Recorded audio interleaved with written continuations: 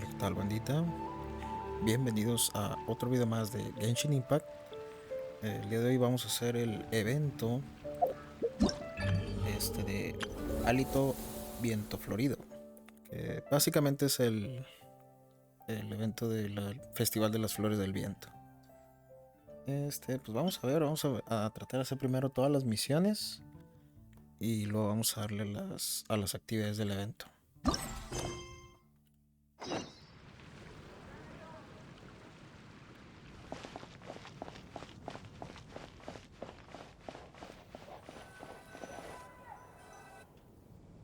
Catherine? Good day, you two. It's nice to see you here at this festive time. So, got any jobs for us? I'm afraid I'd struggle to find you any commissions in the near future. With the arrival of the Windbloom Festival, the only task most Mondstadters are busy with is preparing gifts for their loved ones, but it's customary to do this oneself without assistance. Think of this period as the off-season for the Mondstadt branch of the Adventurers Guild. Spring is here, love is in the air, and everyone wants to relax and enjoy themselves. Even the cats at the tavern next door have been getting lovey-dovey with one another recently. Ew. Gross. You know that feeling you get when you burst out the doors after a nice nap, hoping to make it to the store before the limited edition drinks sell out, only to get there just in time to see the last two glasses snatched away right from under your nose by a couple of pesky lovebirds? Perhaps you two could simply take this chance to... Traveler, Paimon, thank goodness I found you. There's something I need your help with. Whoa! Sucrose? Go ahead, Sucrose. We don't have anything else to do right now anyway. Phew. Okay. Here's the situation. I've been appointed as the Windbloom Festival's special ambassador by the Knights of Favonius this year. My task is to do good deeds for people during this festival of gratitude and love. Nice one! So how did they decide who to appoint anyway? They spun an empty bottle donated by Angel's Share inside a circle with all our names on it. Whoever's name the bottle stopped at got chosen. I think so too. But everyone said that it was to make it fair, so everyone had an equal chance to become the special ambassador. The thing is, I'm not great at dealing with people, so I was really daunted by it at first.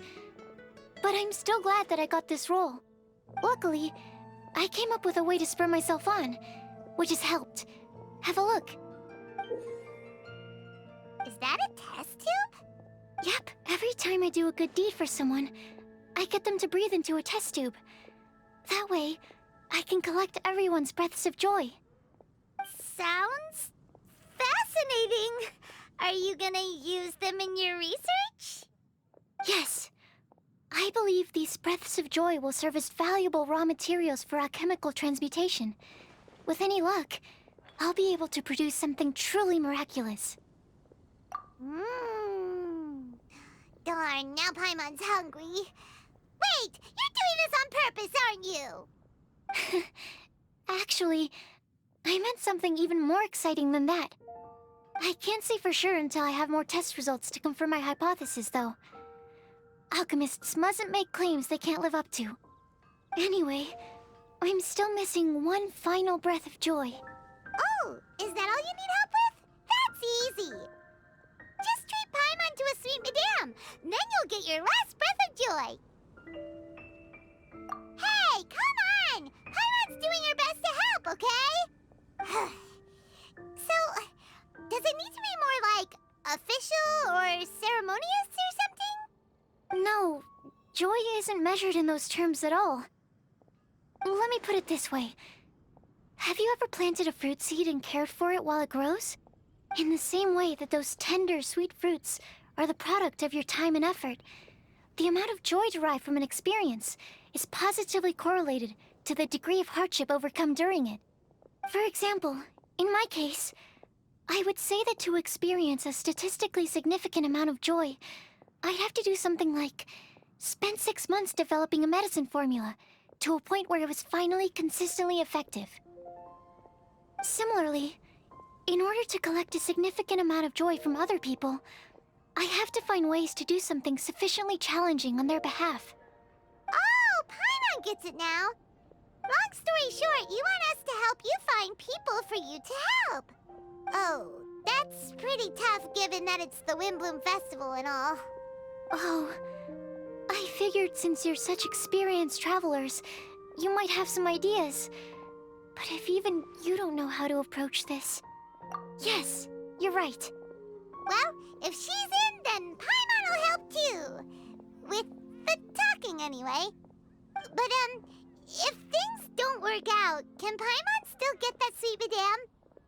Oh, come on, Traveler. This is a festival of gratitude and love, after all. How could you refuse? Excuse me, Sucrose? Could I borrow you for a second? Package for you. Oh, sure. Be right back.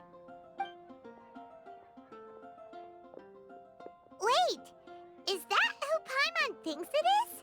That's Collei, right? When did she arrive in Mondstadt? Let's go say hi!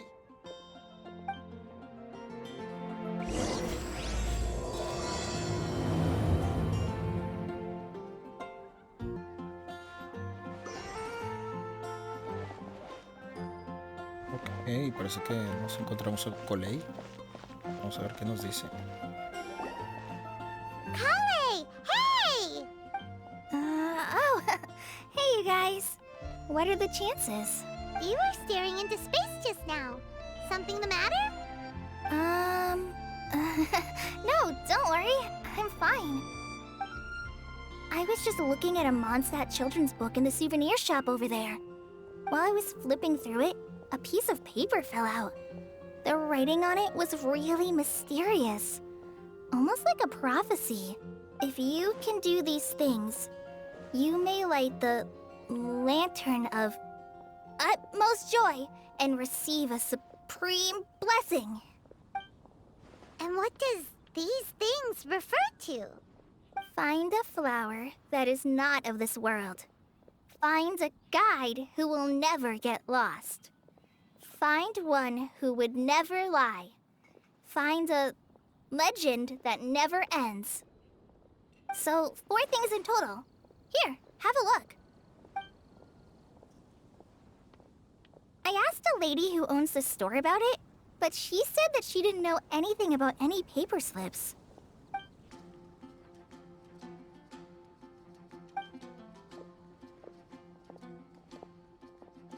Hi there. Sorry to butt in, but what's the name of that storybook you just mentioned? Oh, it was called The Boar Princess. That is strange.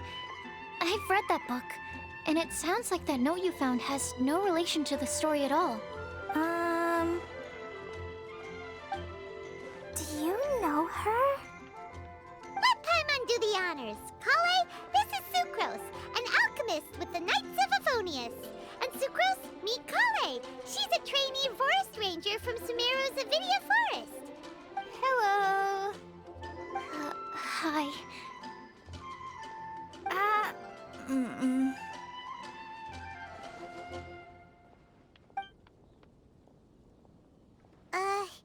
This is getting awkward fast. They're both so shy. So, Sucrose, what are your thoughts on this prophecy? Could it be... without having done any research, I couldn't comment definitively. But if you want my subjective opinion, I don't think that it's a nasty prank or anything. The only people who read children's books are those with a childlike wonder and imagination. Or children, of course. I'm sure that whoever put this prophecy there would understand that. Would they really do this just to spread lies and ruin someone's innocence? I can't imagine anyone being so cruel. That's a great take. I love it. Exactly. Who would want to hurt a child's feelings? Okay, so what do you think the blessing is, Sucrose? If I had to guess, maybe a fairy that can make people's wishes come true or something?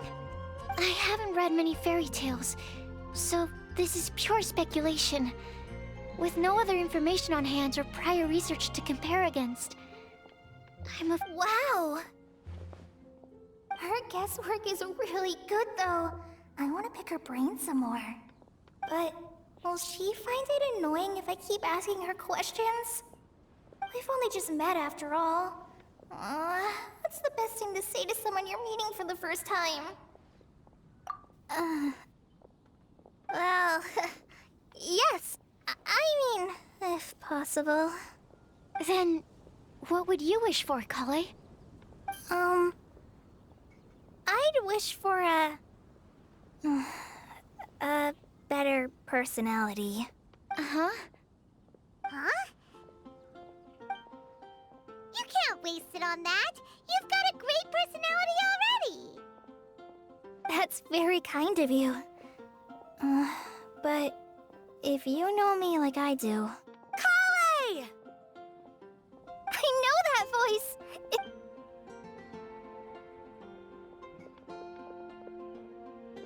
Collei! Whew. You made good time, huh? You're way earlier than I expected. I spotted your green hair way off in the distance. Good thing my eyes are sharp, or I'd have missed you. Amber! Have you been doing well? Did you finish all the pita pockets I brought you last time? You bet. They're getting yummier each time you make them. Huh? Wait, remind Paimon, have you been to Mondstadt before? Mm-hmm. A long time ago, I had a lot of help from a lot of people here in Mondstadt. So ever since my Elazar got better, I've been looking out for an opportunity to come back to Mondstadt and tell them all the news that I've been cured. Thanks.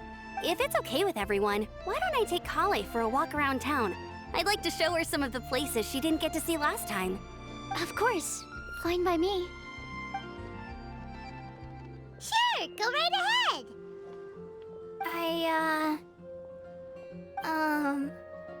Sorry, Amber.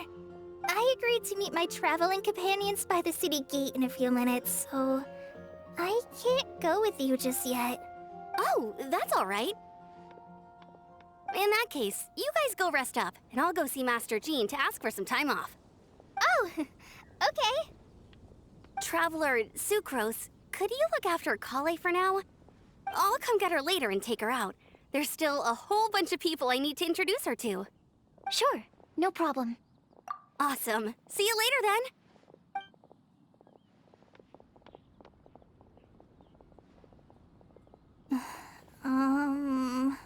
You all right there, Collei? You look kinda disappointed. I'm sorry. I'm just feeling a little shy today. Don't worry about me. Amber wants to introduce me to more of her friends. Am I gonna be able to cope? I've only met Sucrose so far, and I'm already struggling to make conversation. I wish I had a little more self-confidence. Then I'd find it much easier to make friends with people. It's nearly time! Let's go to the gate and see if they've arrived.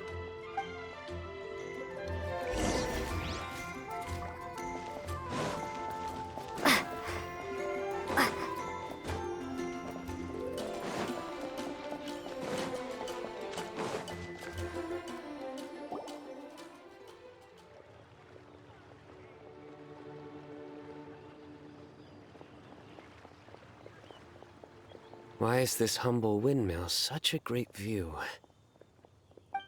I mean, it's understandable. It must have been a long time since you last came to Mondstadt.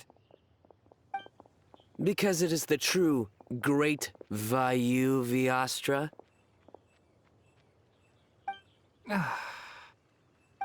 Oh, come on. Don't tell me you don't get it. View, Vayu, and also Mahamatra, Vayu Viastra. No? Tignari! Cyno! Over here! Whew, am I glad to see you.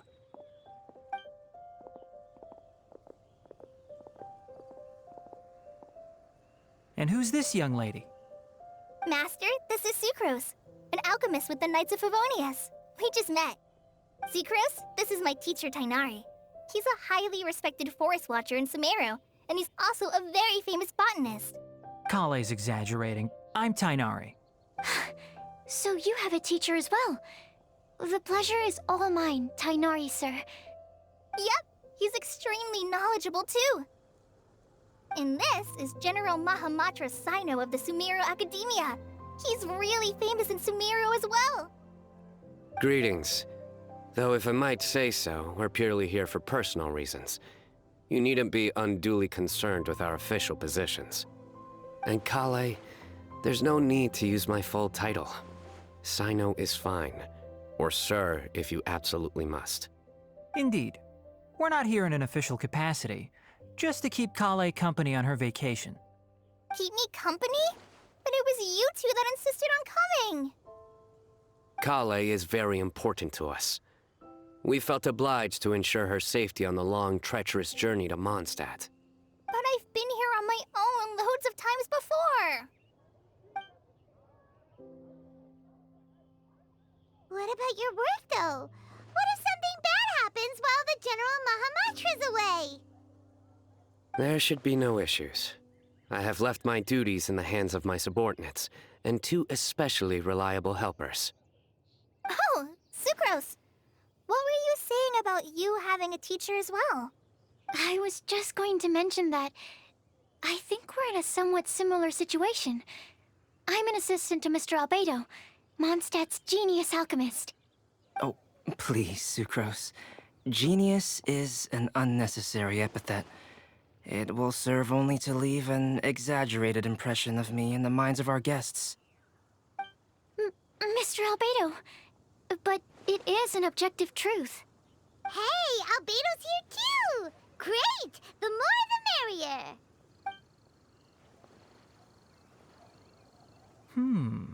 So tell me, Sucrose, since your specialty is bioalchemy, what do you know about the antitoxic properties of the calla lily? Wait! Can we hold off on the nerdy topic for now? Paimon doesn't want to be left out. Oh, as it happens, I've studied the calla lily in quite some detail before, with it being a species native to Mondstadt. I wrote a whole report on my findings. If you're interested, Mr. Tignari, sir, I can go get it for you. We're supposed to be here on vacation, and you're already thinking about how to improve your herbal medicines? Also, I thought we'd agreed to take on new identities for this trip. What new identities? Mine was Adventurer Cyno, skilled desert explorer. Tignari's was technological consultant to the treasure hoarders, and Collei's was traveling musician. Very much so. I do wish some of the less cautious adventurers in the Avidya forest would consider coming to Mondstadt instead. What Philanimo mushrooms lack in texture, they make up for in not causing vomiting or diarrhea. Are you contemplating using some compounds from the calla lily as active ingredients in a targeted antidote? Yes, I gathered a few on the way here, and my initial research suggests to me that it could be worth a try. Okay, I got it. But as much as I don't wish to be a wet blanket, it takes a huge amount of experimental data to conclusively prove how different drugs interact. Estimating the total development time would be very difficult. Add in the time for procurement and delivery of essential materials, and I'm not sure if we could complete development before you need to return.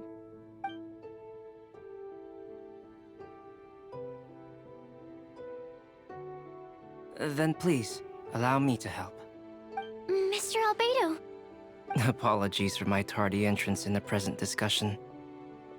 I understand you're looking to make an antidote for poisonous fungi, correct?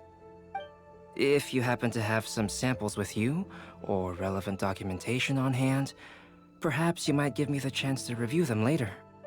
But before that, I invite the 3 of you to look at this.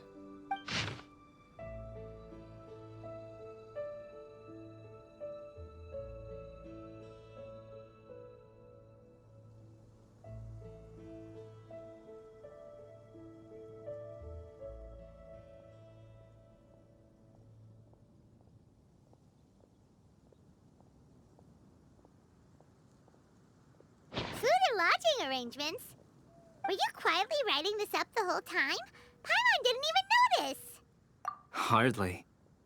Rather, I should apologize for interrupting a serious discussion between trained professionals, especially after they've traveled so far to be here, when I myself am neither an adventurer nor a technological consultant.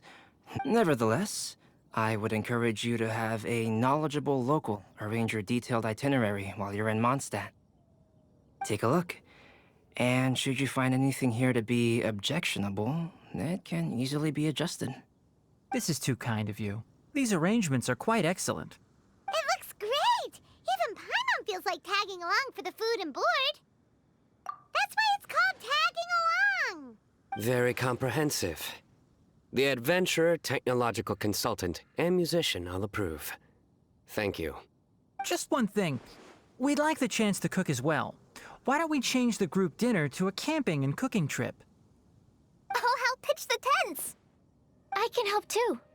And Paimon will take her to Good Hunter to order some starters. Mondstadt's cold-cut platter is not to be missed. Great, then it's decided. Sucrose and I will bring the three of you to your inn for a quick rest.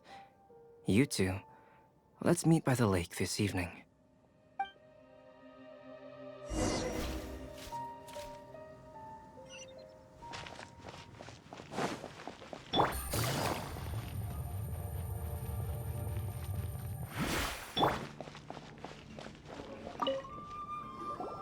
Hey, Sarah, can we have a cold-cut platter to go? Sure, coming right up. Would you like anything else? Do we, want anything else? Yay! So you do remember after all! You're just the best! Paimon will give you the sweet flower from that sweet madame as a windbloom.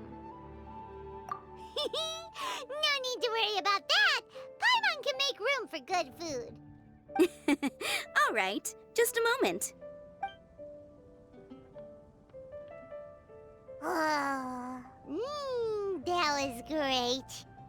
If that was a Windbloom treat, then Paimon wishes it could be the Windbloom Festival every day.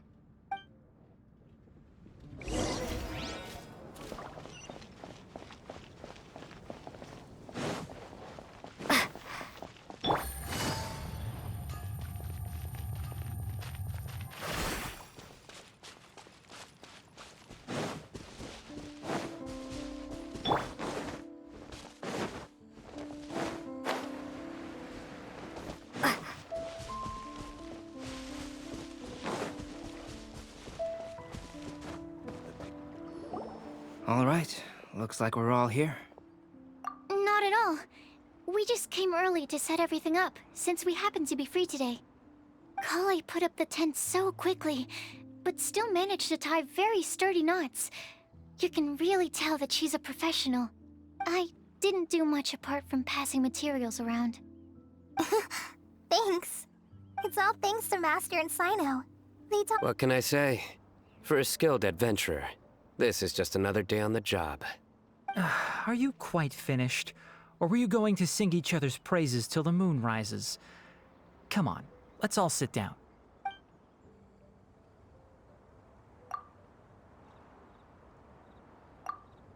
That sunshine sprat was really very good. I didn't watch you cook it, but I believe that the prominent umami flavor of the dish owes itself to more than the fish alone. That's correct. Any further deductions? Let me think. The aroma was quite uniform. Unlike that of a spice blend, it was also unfamiliar to me. So I would venture that it was a Mondstadt specialty. As far as edible Mondstadt plant species are concerned, calla lilies are usually used in soups. Small lampgrass? That's right. I've long heard that Sumeru's fish with cream sauce is noted for its gentle texture, which brings out the tenderness of the fish. Here in Mondstadt, we're not quite as varied in the use of spices as in Sumeru, but the principle of bringing certain distinct flavors to the forefront through combinations of natural ingredients is very much the same. I liked it a lot. I'm curious as to the exact ratio of ingredients. I'll write a copy of the recipe for you. Would anyone like to try the nutrient-dense meal I made? I'll have some. What about you, Collei? It doesn't look like you've eaten very much. Is your appetite low at the moment? No. I just don't eat a lot normally.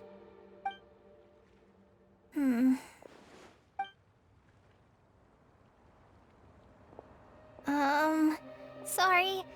I didn't mean to make things awkward. Tignari. While we were on the road, we spotted something white, walking on two legs.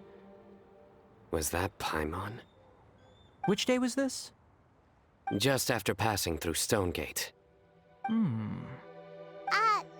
are you sure your eyes were working that day? Or maybe your hood was blocking your vision? Paimon always flies. There's no way she'd ever walk. Is that right? I thought that you'd made me snacked on too many local ground nuts.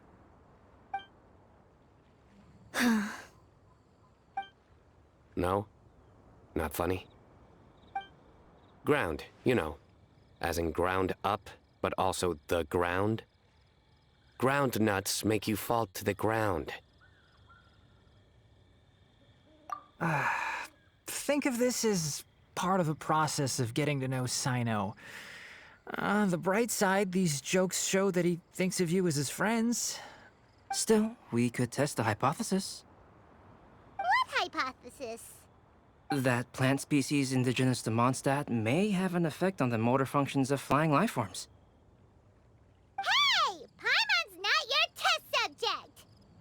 Anyway, by your logic, wouldn't that mean that eating, say, Zaytun peaches, that would make a sick Paimon peachy in no time or something? Hey! Not you two! I think the Traveler and Paimon's conversations are more entertaining than Cyno's jokes. I see. You must have been keeping quiet about this grievance for quite some time now. You seem much cheerier now that you're here in Mondstadt, Cyno. Actually, it feels like you're a completely different person. That's because I'm Cyno the Adventurer. It's not?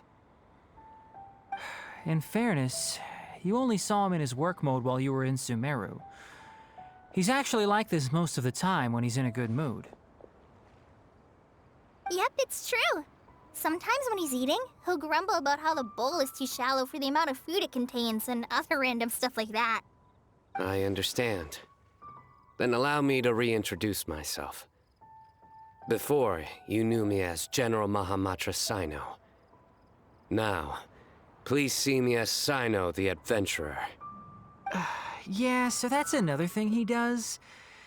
He'll keep repeating something he thinks is funny until you stop trying to resist. So you have two different mental states? Almost like different phases of matter. Interesting. I want to learn to do that too. I think in your case, the two states we would end up with would be highly conscientious sucrose and stupefied sucrose. Oh, by the way, was there any reason in particular that you chose Mondstadt as your destination on this occasion? Oh, well, Lisa once told me that the Windbloom Festival is one of Mondstadt's biggest events of the year.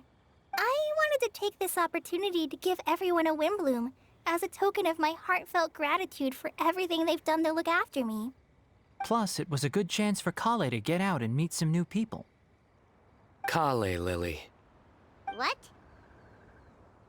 Collei's Windbloom.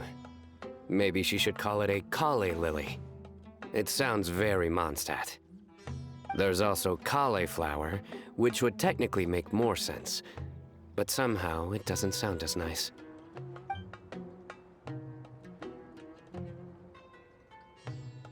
Moving swiftly on.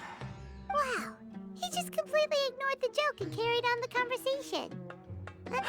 Sumeru's been through some major changes recently, and things at work have only just started to calm down. I don't get many opportunities to take a vacation, And this was a chance to join Collei on her trip while also learning a few things about Mondstadt's flora and fauna that I'll be able to pass on to my peers and students on my return. 2 birds with 1 stone. How about you, Cyno? I came to ensure Collei's safety. That's just an excuse. Plain and simple. Also, there's the matter of a Genius Invocation TCG custom-made card back. Aha! So you did have an ulterior motive. Have you all played Genius Invocation TCG before? Well, you should. For the sake of our continued friendship. When I first began contemplating getting a new card back, I asked around before eventually deciding to ask the legendary Mr. Kaltz for guidance. A friend of mine, Sawada, whom I played cards with on occasion, had been to Inazuma for the Irodori festival. He told me that Kaltz was a Mondstadter, so I should try my luck there. Kaltz? Isn't that... You mean, he's a friend of yours? I see. So, you came to Mondstadt in search of Kaltz. No, that is inaccurate. I came here principally to protect Collei. You most certainly did not. Collei's been here on the quiet numerous times, and this is the first time you felt the need to join. Not only me, same applies to you too, doesn't it? If my writer friend were here now, I'm sure he would describe this curious coincidence as having the makings of a good story. Oh, here it comes. Wait, you mean you're Mr. Kaltz? Having my new friends address me by my pen name feels somewhat unusual. Please, just call me Albedo. Huh. So you're Kaltz. Cyno's been talking about you non-stop recently. He's intent on getting you to design a bespoke card back for him. You didn't have to say all that. I don't usually take private commissions, but I believe that we are friends now. All of us. Our conversations have been deep and interesting. And Cyno, your passion for this game is indeed one of a kind. I can see it in your eyes. Obviously. And given that you've come all this way from Sumeru to see me, I'd be quite honored to take this commission. Wow, your teacher's so nice. I feel the same about yours. Well, they definitely have different personalities, but they're similar when it comes to their character. So, how much should I budget for the timeless masterpiece you will produce for me? Surely, timeless masterpiece is something of an overstatement. Any artwork fit to appear on the reverse of my card decks is by definition a timeless masterpiece, even if I do say so myself. Don't mind him. These TCG nut jobs are all like this. I see. So, this has an almost religious significance. Well, for starters, I'd like to hear a few more of your jokes. My jokes? You like them? I do. Really? I didn't see you laughing. Yeah, well, the joke's ability to induce laughter is a separate matter, but I certainly find them fun. If I might interrupt, does anyone else smell something strange? My nutritional meal! Will it be okay? Should we go over and take a look too?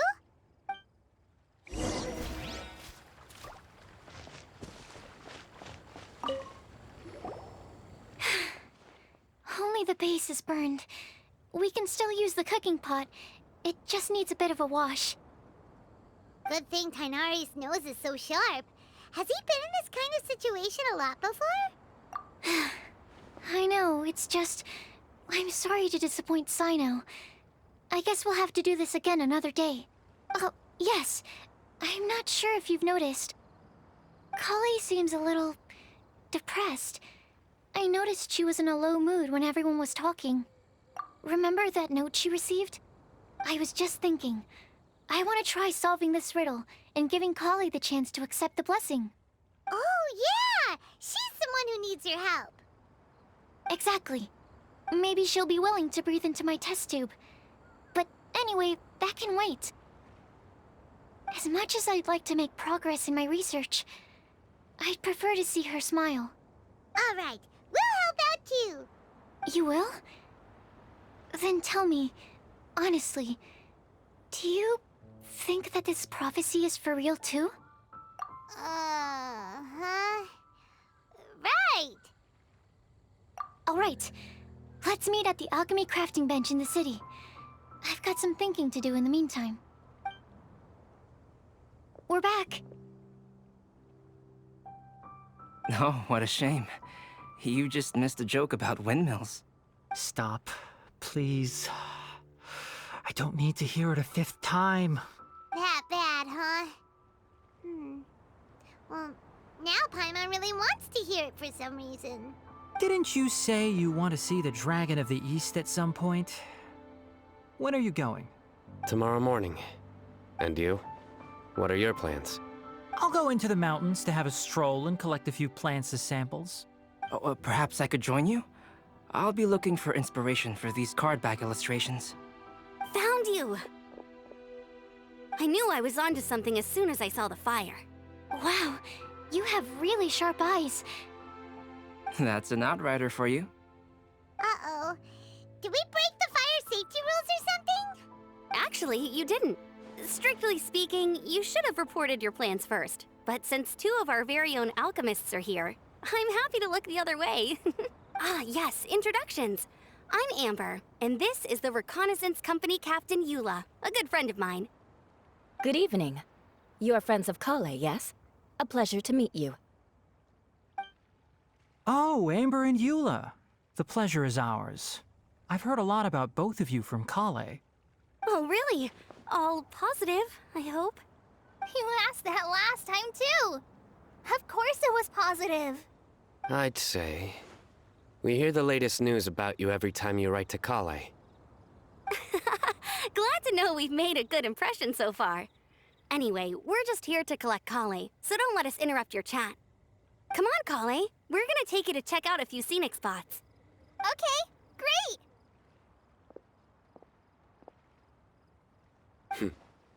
Still as high energy as always. You know Amber? Yes, we've met. She's Collei's most important friend. And for that, we are also very grateful to her. That's Amber for you. Her outgoing personality means she can make friends with just about anybody. It's getting late, and we still have a lot lined up tomorrow. I suggest we all head back and get some rest. All right, I'll start packing up.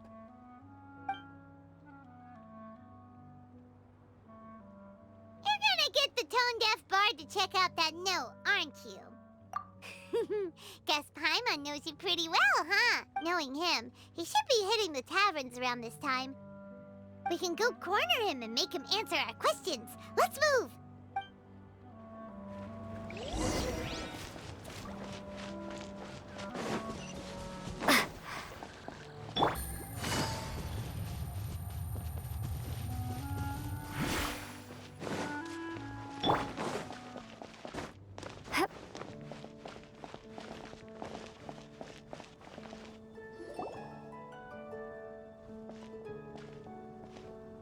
Oh, it's been a while. Paimon called it, tone-deaf bard, drinking as usual. Put your drink down and get your game face on. We've got some important questions for you, Mr. Okay. So, what do you make of it? Aren't you forgetting something? It's the Windbloom Festival right now. You can't just go around asking people for help so blatantly. Well, if you won't tell us the answer, could you at least tell us if this thing's worth a shot? Sounds to me like you want a hint or two. A fine answer. The person who wrote this prophecy is very powerful. If you manage to solve the riddle, good things are sure to happen. Also, I happen to know where this lantern is. Once you've found the 4 things, I'll even write the location down for you. Isn't that generous of me? Whatever. We weren't expecting much from you anyway. You can get back to guzzling wine and blowing wind now. Oh, woe is me. Paimon sees me as nothing more than a drunken wastrel. There are actually a great many things that we bards are required to do. It just happens that enjoying life is the most important one. Once this is over, would you like to join me for a drink? You know, a favor for a favor.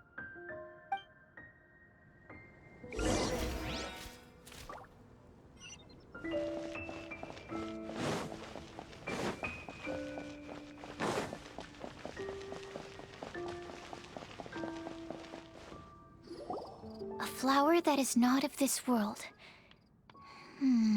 Not of this world. Sucrose! We've got some good news and some bad news. Which would you like to hear first? Let's have the bad news first, I guess. Huh? Really? Don't most people usually want to hear the good stuff first? Oh, all right then. Basically, we went to Windrise to divine the breeze. The wind said that the prophecy is real and that your idea is a really good one. That doesn't sound like bad news. So what's the real bad news then? Paimon ate the bad news!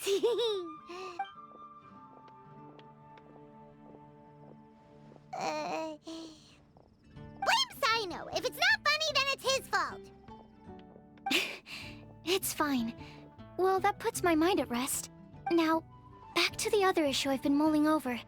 I was thinking about the flower that is not of this world. It could mean a human-cultivated variety that doesn't occur in nature. But that's basically claiming that it doesn't come from this world in the first place. So, the initial question is, can the flower's origins be traced back to a natural organism?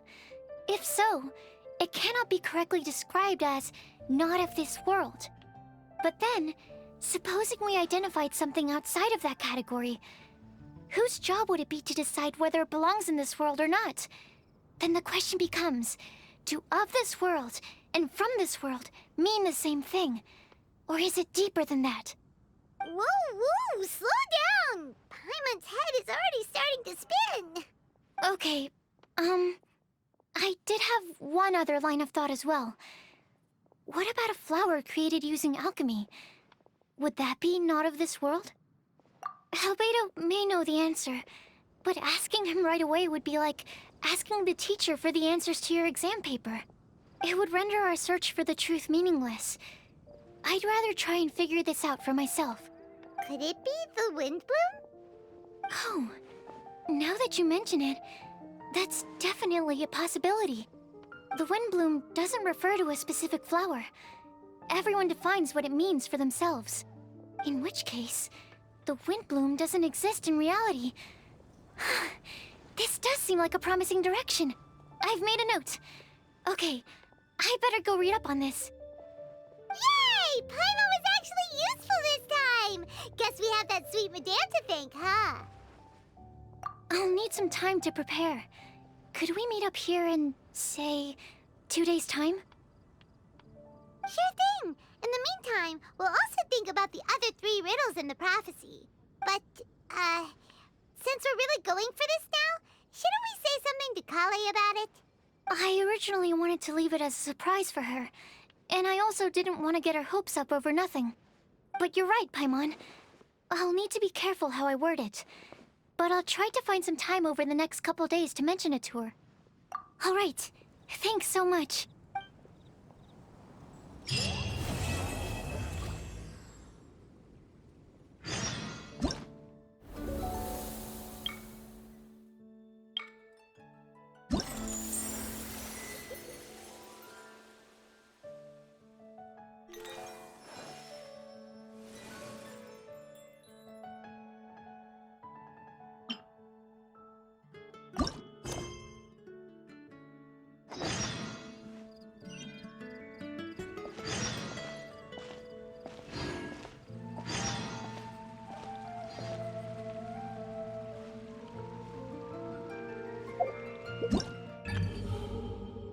Sí, parece que van a ser varios encuentros.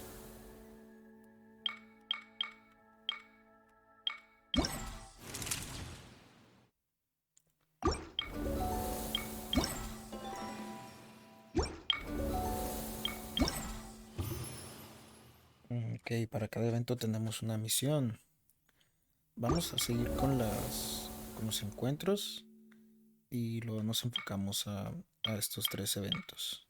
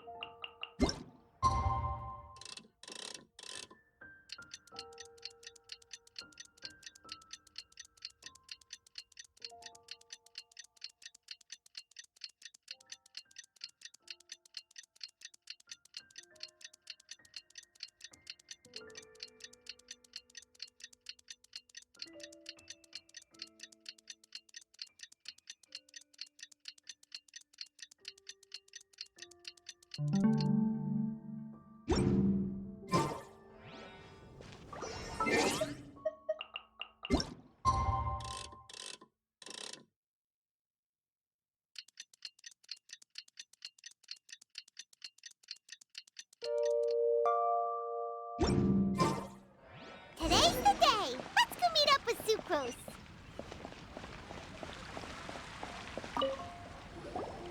Sucrose, we're here! Oh, Traveler, Paimon. I only just arrived myself, so I'm still getting ready. Ah, and Collei just passed by a moment ago. She said she had some things to sort out at the inn where she's staying, but she'll meet up with us when she's done. Apparently, Tignari and Cyno both went out, but she stayed behind because she wanted to help us. Not too bad. After reviewing it again with fresh eyes, I came up with a new theory which seems to hold some water. I believe that each of the 4 things in the prophecy refers to a different field of knowledge. So, in a way, the prophecy is a test of the reader's intelligence. But it's unlikely for any one person to have expertise in all these different areas. So I suggest that we seek out one expert from each and get their opinion. Also, in 2 out of the 4 areas, the prophecy seems to want us to find specific people. It may even turn out that the people themselves are the answers. So it sounds like we should put our heads together and list out the people who can help us. Exactly. I think we can go through each riddle in turn and generate 4 groups of names to match the 4 questions. Alright, then let's start from group 1. The first riddle was, a flower that is not of this world. Personally, I would still go with Albedo for this one. Alchemy is the most likely to have to do with otherworldly things, and he is by far the leading expert in this regard. Exactly! You're the creator of the tetratanic sweet flower. Who knows? Maybe that's the flower we're looking for. Huh? You really think so? Oh, but what about Tignari? He's a forest watcher and knows all about plants. If it's a flower we're looking for, maybe he's the man for the job. All right. I'll add him to the list as well. On to group 2. This subject is a guide who will never get lost. That's kind of abstract. Does it just mean someone who never loses their way? Wait, but they have to be able to guide others too. So it's not quite as simple as that. Oh, you mean Mona? Yeah, she definitely count. Mona. Yes, she certainly seems very confident. And she can use her astrology to guide people. Would Bennett count? Well, his luck's so bad that as long as you go in the opposite direction from him, you'll always be going the right way, right? I see. I suppose I can't argue with that logic. Add him to the list. Finding everyone won't take long, so one extra person won't hurt.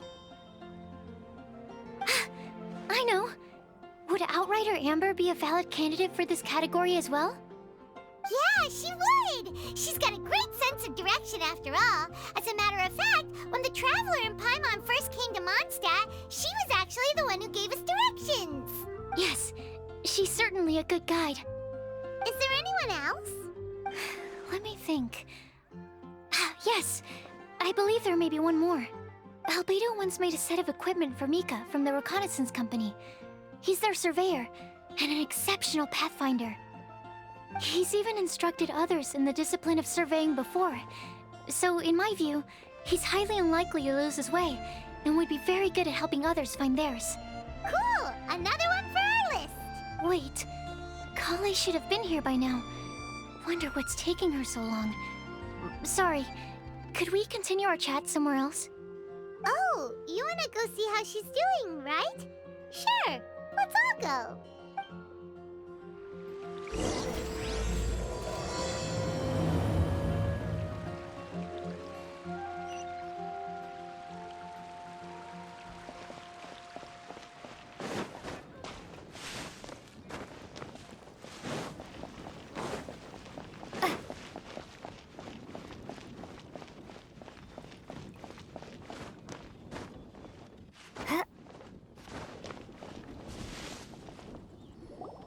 Hi, Collei. Hope we're not intruding or anything. Is everything okay? Sucrose! I was preparing some stuff. Is it time already? Oh no, I'm sorry.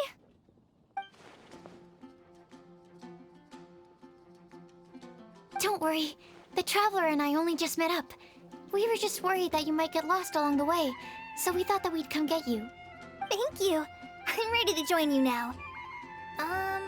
How's that thing going?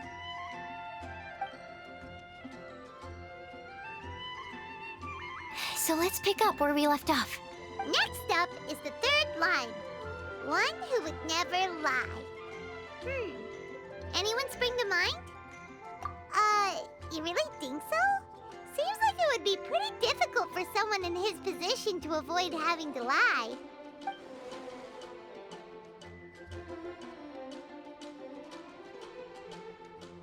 Then what about Kaya?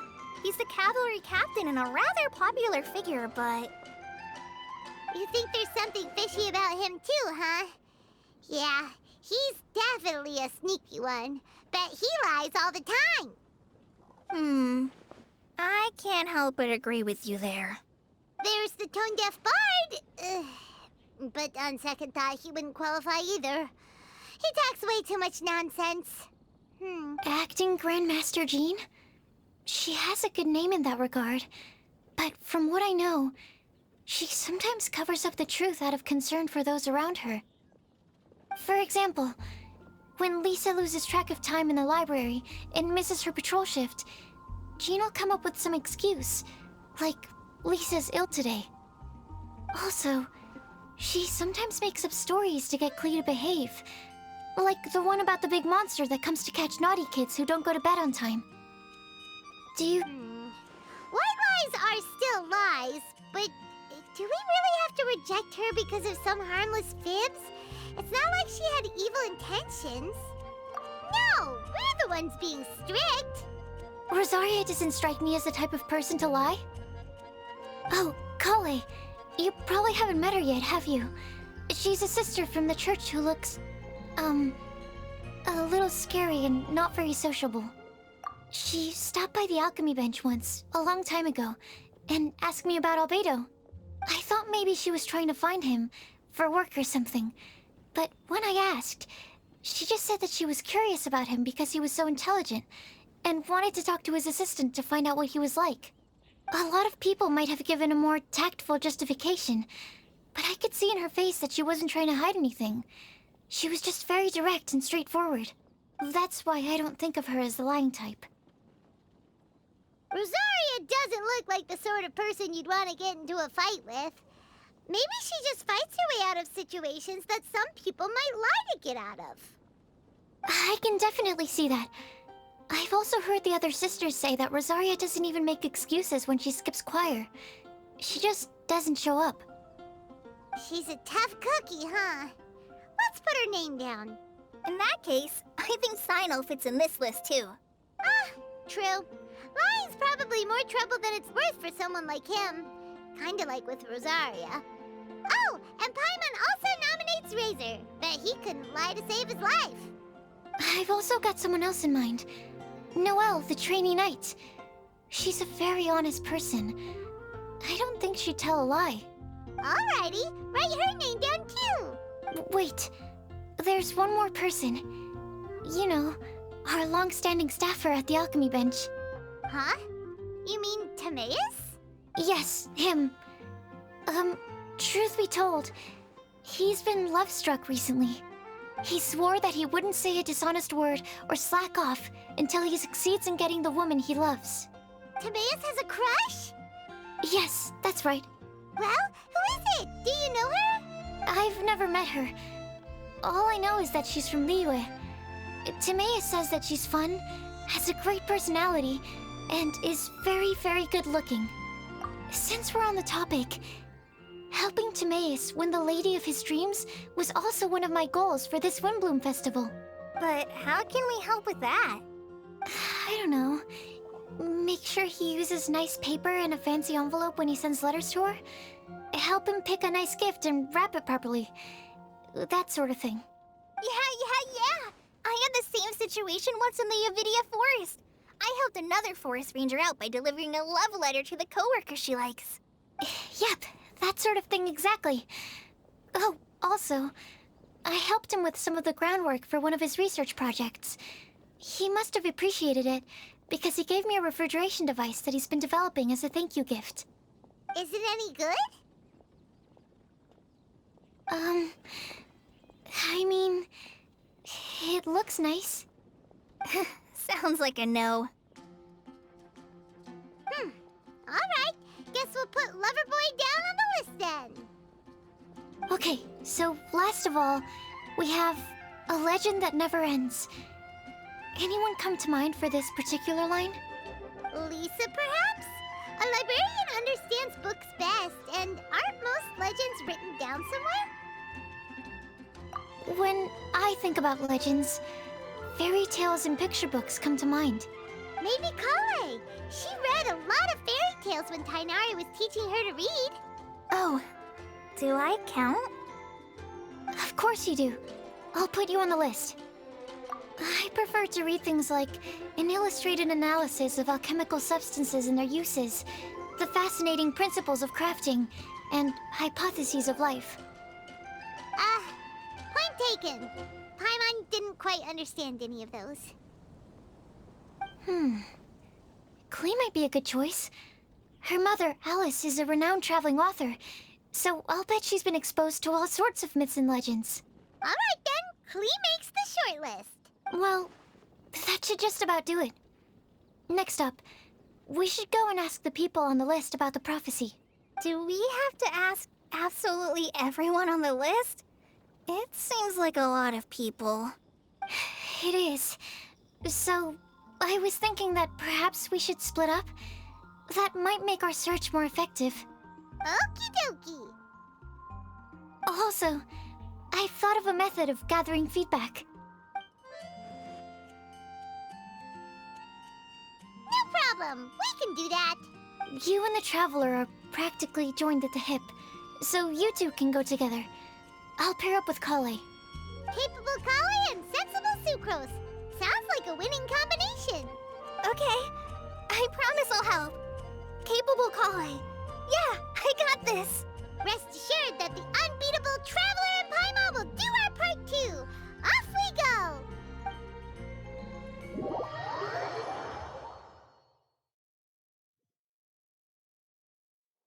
I plan on starting from the person with the most defined stronghold. So let's go to the library. Lisa should be there. Stronghold.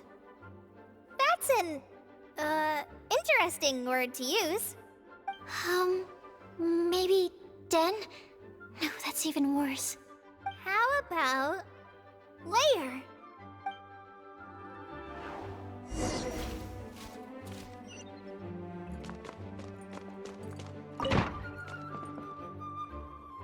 Here we are, Lisa's lair. Oh no, that was a bad word choice. Now Sucrose is using it. It's all my fault. Lisa, might I ask if... Huh?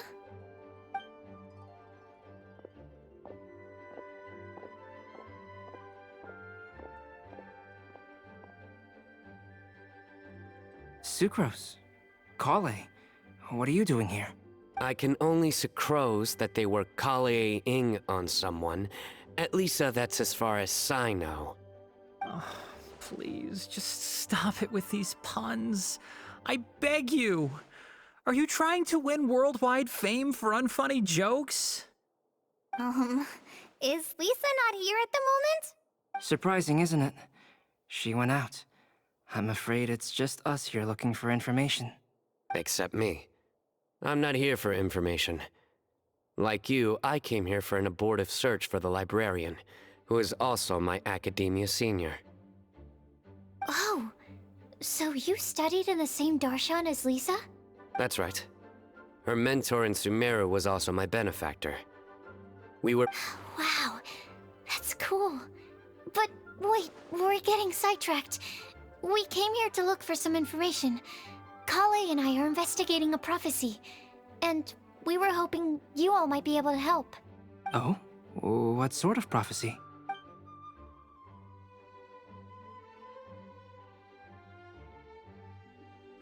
I see. You want to ask them about the flower that is not of this world, and me about the one who would never lie. But there's no rush. You don't need to answer right away. We're just here to tell you about the situation. You can take your time to think it over and submit any thoughts you have in written form to the sucrose mailbox. The sucrose mailbox? Yep. I was thinking about it on the way. And although they seem like trick questions, there's a lot to mull over once you get down to the details. A quick answer off the top of your head might not go into enough depth. So, I decided to place a mailbox next to the alchemy crafting table. Everyone can submit their written answers there when they're ready. We don't have to call it the sucrose mailbox, though. It could just as well be called the sucrose and Collei mailbox. Or even the sucrose, Collei, traveler, and Paimon mailbox. I think in this case, we can just go with your quick answer off the top of your head. Sounds like a good solution. Certainly more reliable than verbal discussion alone.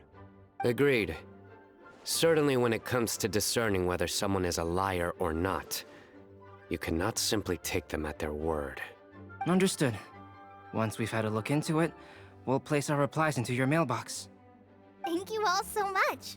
Okay, let's tick them off the list and carry on working our way down. Already done.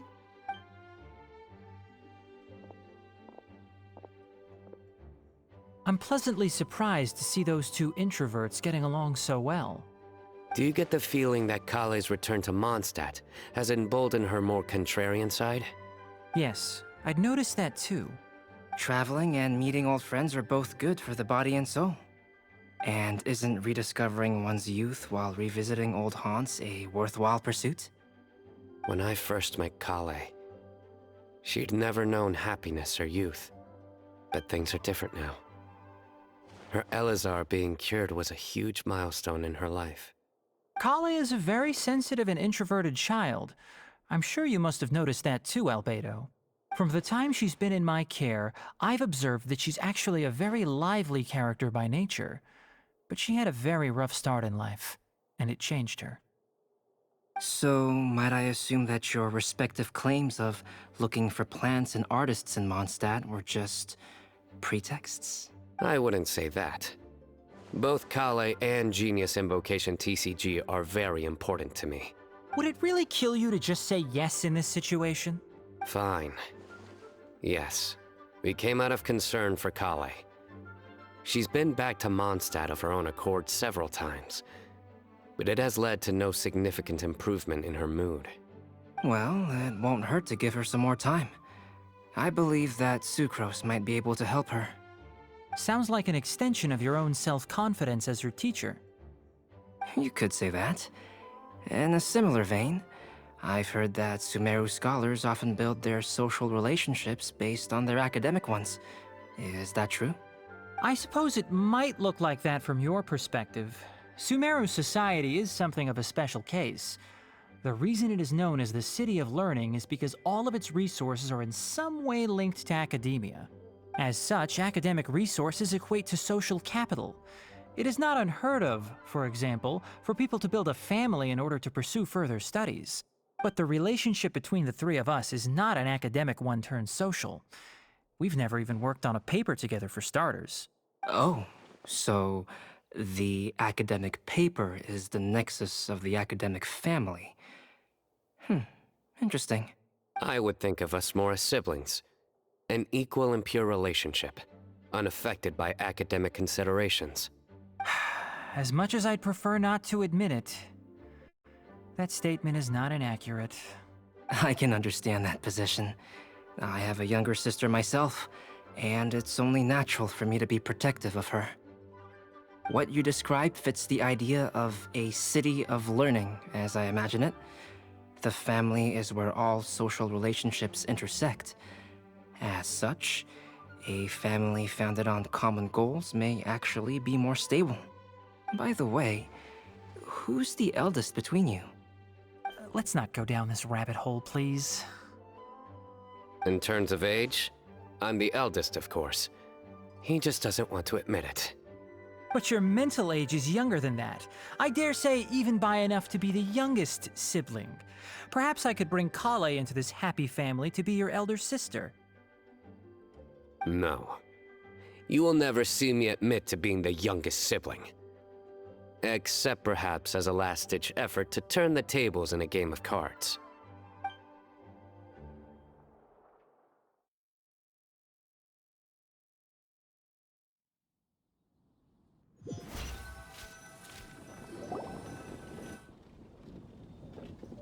Guess we'll leave Collei and Sucrose to it. Fingers crossed all goes well for them. Now then, where should we go first? Let's try our luck at the bulletin board, shall we? A lot of people tend to show up there at some point in the day. Maybe we'll get lucky.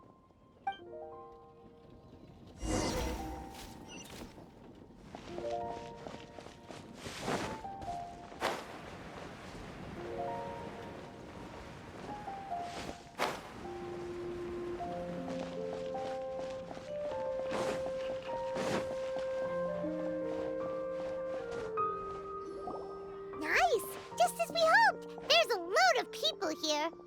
Huh? Elisa's here. Hey there, Traveler and Paimon. It's been a while. How have you been? We've been doing pretty well. You look surprised, cuties. Is it because of me? Teacher is not at the usual place. Oh, please. It's not as if I'm glued to my chair. I like to get out for a little fresh air every once in a while. Mika's here today, so I thought it'd be a good time to introduce him to Bennett and Razor. They're all out and about quite often, so it's helpful for them to get to know one another. Hello, everyone. My name is Mika. I look forward to working with you. No need to be so formal. We've known them for ages. They're cool. Windbloom. Fun? Actually, we haven't gotten to the fun part yet. We've been busy investigating a prophecy. A prophecy? What kind? A good one or a bad one? Gosh, that all sounds quite fascinating. I can't believe I made it onto your list of names.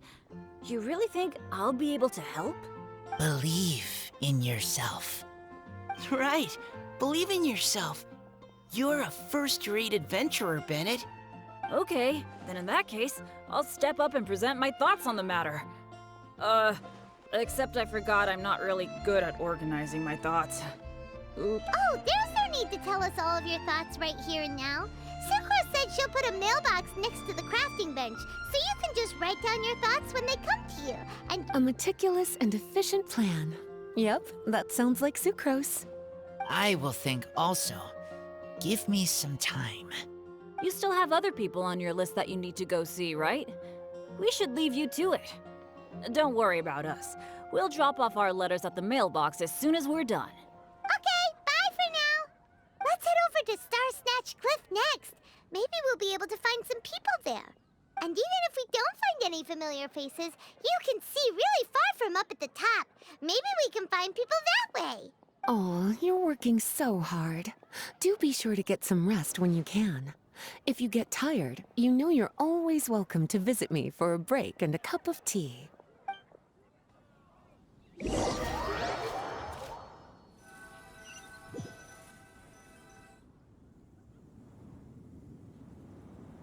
Where to next?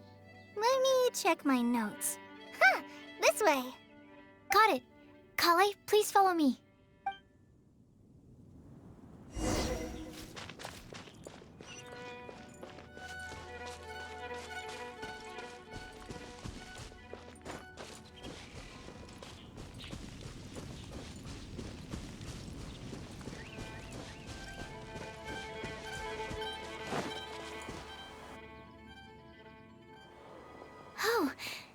lucky day. There are several people over there. Amber? Wow, and Eula's with her too.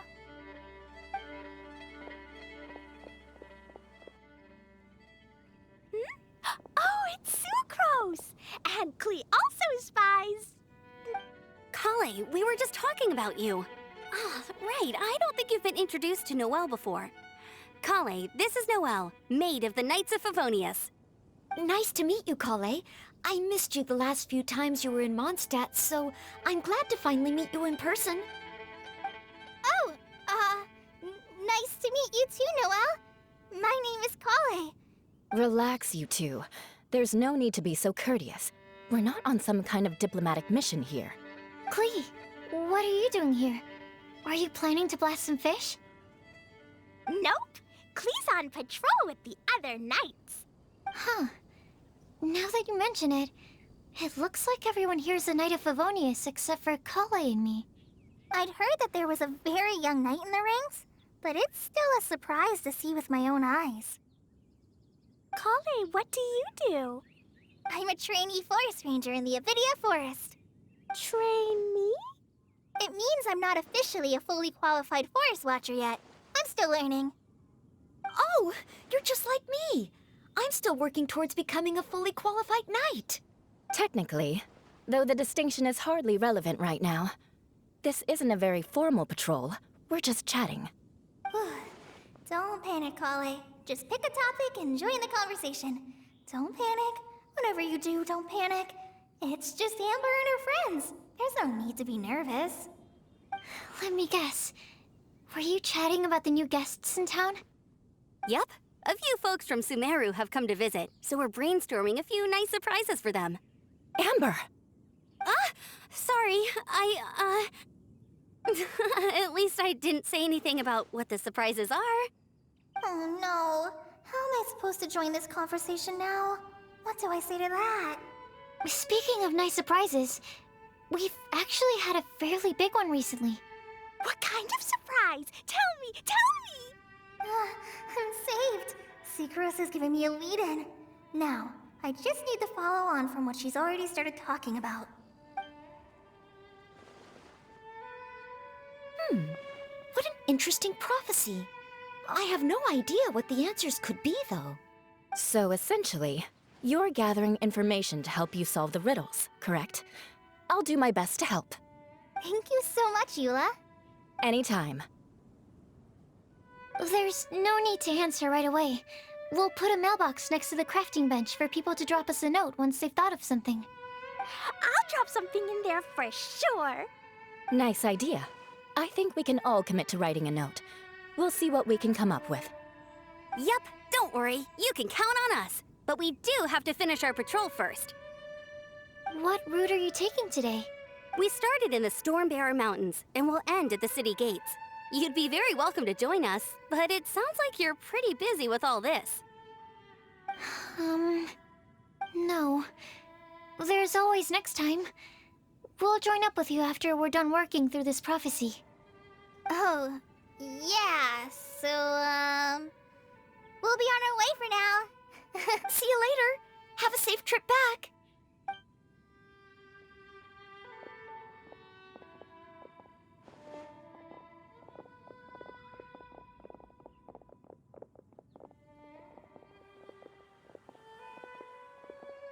Are you okay, Collei? Was it that obvious? No, not at all. It just looked like you had something on your mind. So that means it was obvious.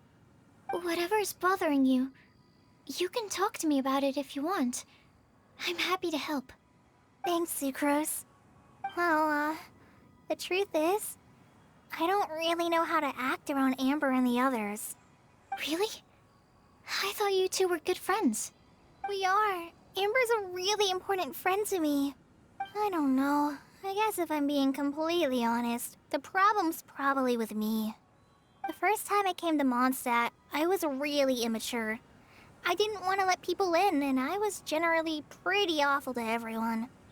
Amber was the one person who didn't give up on me, and if it wasn't for her persistence, I wouldn't have found a friend at all. Without Amber, I might not even be here today. And because of that, I really look up to her. I think of her as my role model, and hoped that maybe one day I could learn to be like her. But after trying and failing for several years, I think I finally realized I'm no Amber, and I never will be. Looking back, it seems silly that I ever thought like that. We're nothing alike at all. My personality's so weird. I always get so anxious and I overthink everything. Aw, Collei, don't say that. Sucrose? Would it be okay if I told you a bit about my past?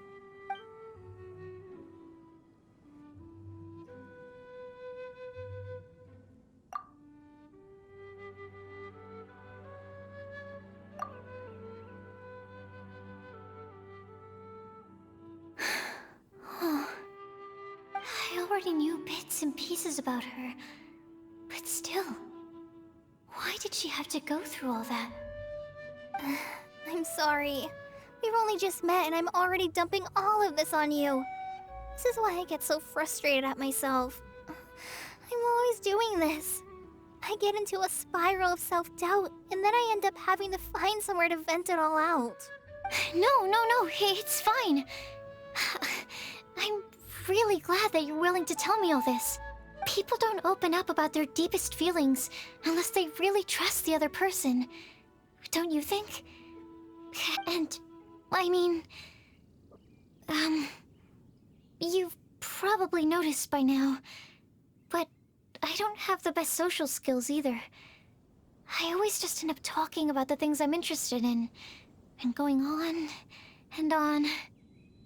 But even so, you still listen to me when I talk my head off about alchemy. It's a relief to listen to you talking about yourself for once.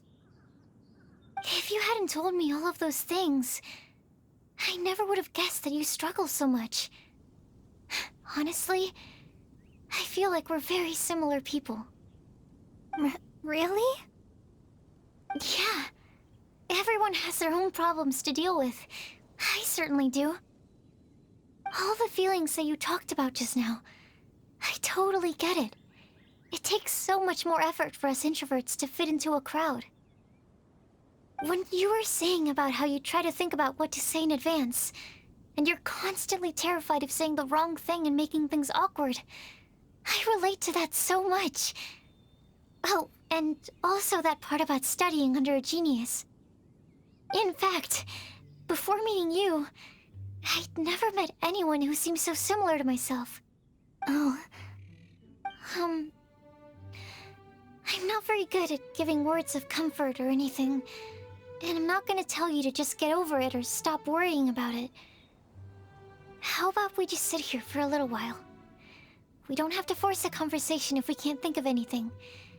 We can just sit here together. Sucrose has stopped talking, but for some reason, this doesn't feel awkward at all. Maybe she's right, and we're more similar than I realized.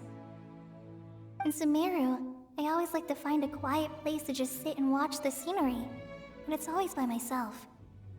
I never thought there'd be a day when I could do this with someone else by my side. Mondstadt's breeze is so gentle and soft. Hey, Collei. See that cloud over there? Doesn't it look like one of my test tubes? I don't think so. Sorry. Then maybe we're not quite on the same wavelength on everything. At least, not when it comes to looking at clouds in the sky. Thank you, Sucrose. I feel much better after talking to you. Yeah, it helps a lot, doesn't it? I also vent to my flasks sometimes. The next time I get the chance, I have to show you my Tetratanic Sweet Flower and my Tetratanic Windbloom. Your Tetra... what? 2 of my favorite things I've made. They're really cool. I think you might like them. Oh, okay. Yeah, you'll definitely have to show them to me sometime. I brought some crackers with me. You want one? There's cheese flavor or tomato flavor. Sure. I'll try the cheese one. Aw, look! They're enjoying the scenery together. Shall we go play with them? No, it's fine. Let them sit for a while. We're not what Collei needs right now. She needs a new friend. Someone different, who's never met her before. I don't get it. Is there a difference? There is. You'll understand once you're a little older, Klee. People can draw different kinds of strength from different kinds of friends. And right now, Collei needs someone that's just not the same old me.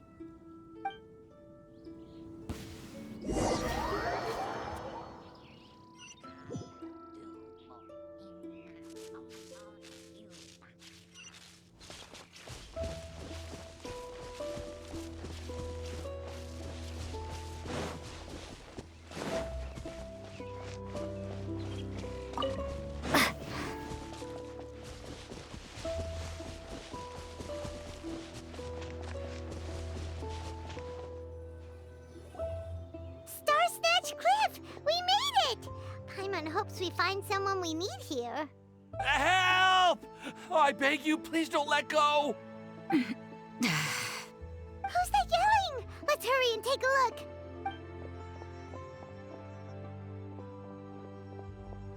Timaeus? And we also have Rosaria and Mona? What kind of mishmash ensemble is this?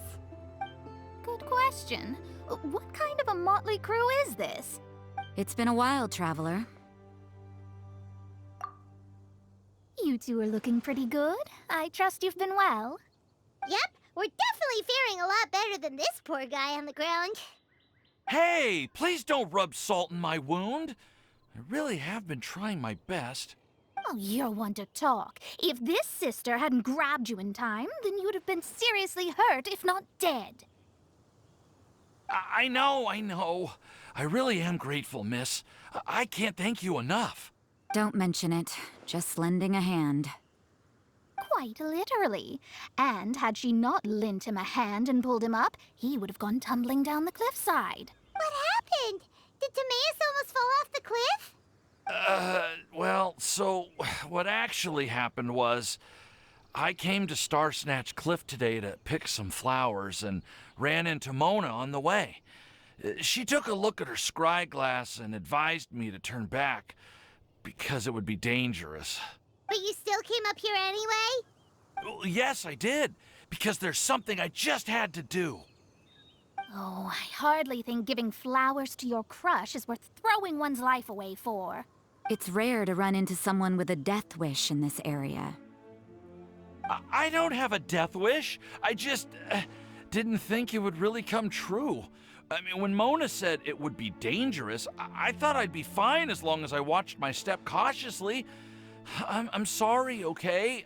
I was wrong. I'm telling you, I'm just here chasing the love of my life. Love-struck Mondstatters is what the Windbloom Festival's all about. Okay, that explains you. But why is Rosaria here? I was looking for a quiet place to escape the crowds. I wasn't planning on having to save a life along the way.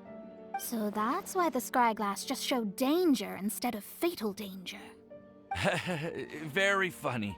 Anyway, Traveler and Paimon, what brings the two of you to Star-Snatch Cliff? Just trying our luck. We've got a lot of people we need to see today, so we've been all over the place. Actually, you're some of the people we were looking for. Huh?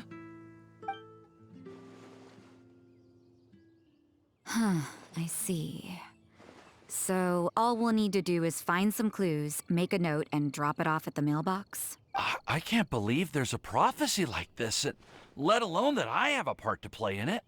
Oh, I guess this means everyone will find out about my crush now. I came here because I wanted to give some Cecilias to the girl I love. They'll really suit her. She's... No one asked. Please, do not subject us to your gushing about your girlfriend. You saw right through me. You said you need clues, right? In that case, Mona Magistus the astrologist will provide you with a personally handwritten letter. Just wait for it to show up in your mailbox. You can be on your way now. We won't keep you any longer. Alright, then let's head back for now and meet up with everyone else. Will do. This is all so embarrassing. Thank you both.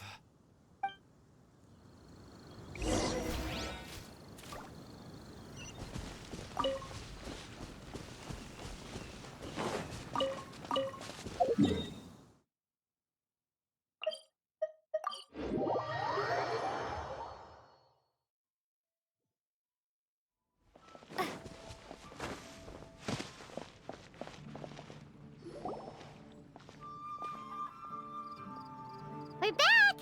Oh, but it looks like you two beat us. Welcome back. Did everything go well? Yep, we managed to find and talk to everybody. We got back a little early, so we took some time just now to put the mailbox together. We got really lucky today. The vendors were feeling super generous, so we didn't even need to pay for the materials. It's just a shame that Collei got a splinter. Don't worry about me. I'm used to working in the rainforest. I get splinters all the time. I've already taken care of it. We've already wrapped up everything on our to-do list for today. So, all we need to do now is wait for everyone's letters to arrive. Traveler, Paimon, why don't you get some rest while I keep an eye on the mailbox? You're definitely your master's student, Sucrose. As long as you or Albedo are around, Paimon can relax and know that everything's taken care of. Stop. You're embarrassing me. Wait. Actually, there's one thing that still needs taking care of. Paimon's starving. Hey, Traveler, you want to get dinner? Your treat. I'll go with Sucrose to return the leftover materials to the vendors. You two, go get a proper meal. We can... Yeah, now would be a good time for a break. Once everything is ready, let's meet up here again and collate all the information we've gathered. Sounds like a plan.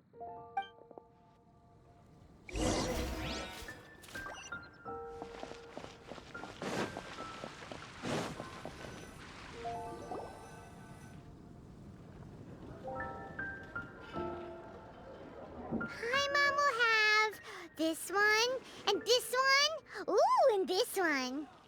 Hey, Paimon's really hungry! And don't forget, Paimon's also ordering for you, too.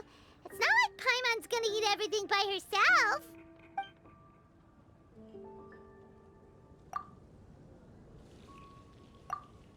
Ooh, Paimon is super full. Is everything packed up and ready? What do you think about meeting up at 5 to go to my house? Yes, everything's ready. I've packed some great wine and smoked ham. Oh, your parents will love it. Ham? Look, we've known each other for quite some time now. Don't you think it's been long enough for you to remember that we only eat bacon in my house?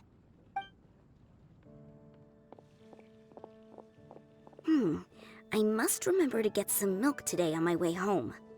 Please, feel free to pay a visit to Cat's Tail anytime. Enjoying the scenery?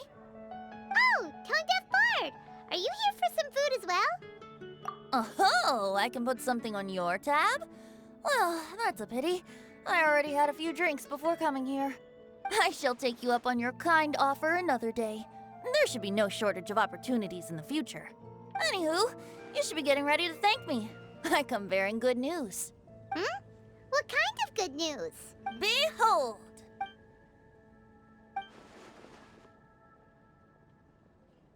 What is it? It's what you need the most right now. The answer to the prophetic puzzle. Simply head to the location marked on the map and you'll find the lantern you've been looking for. However, if I were you, I wouldn't just go and reveal the secret right away. As you've seen, a lot of people have been laboring hard to uncover the answer. A secret is like a well-aged brew.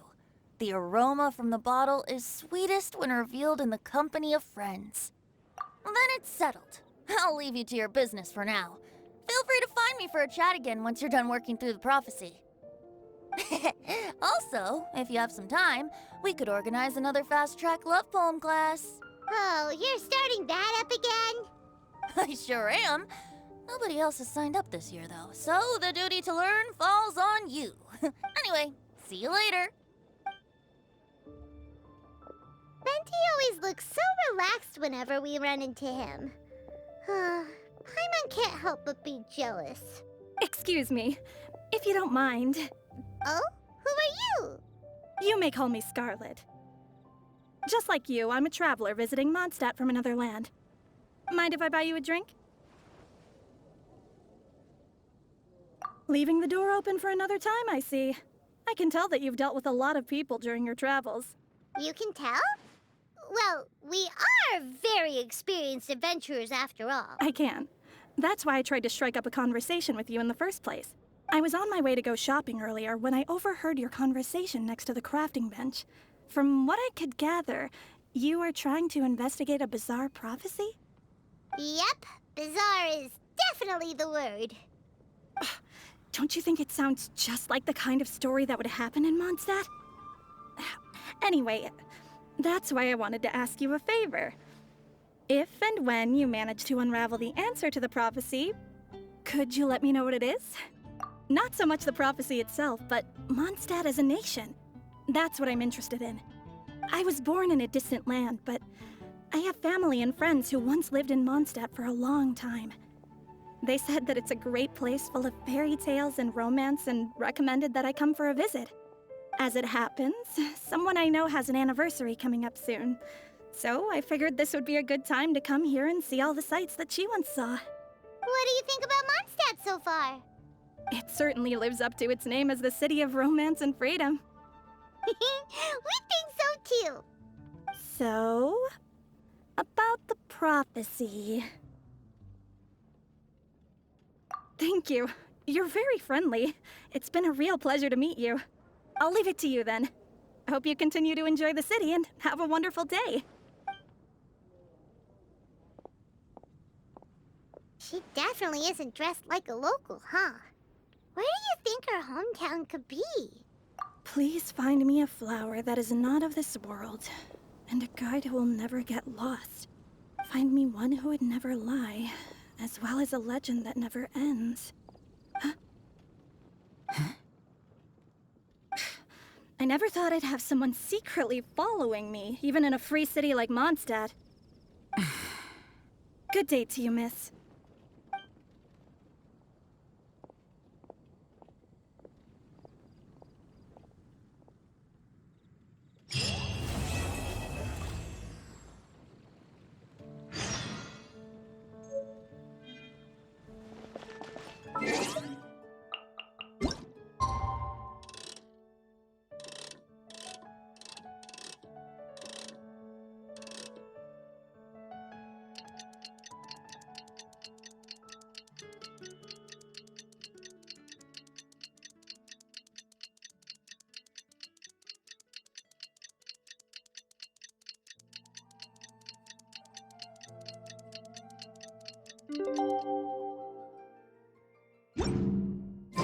It's time! It's time! Let's go meet Sucrose and Collei at the crafting bench!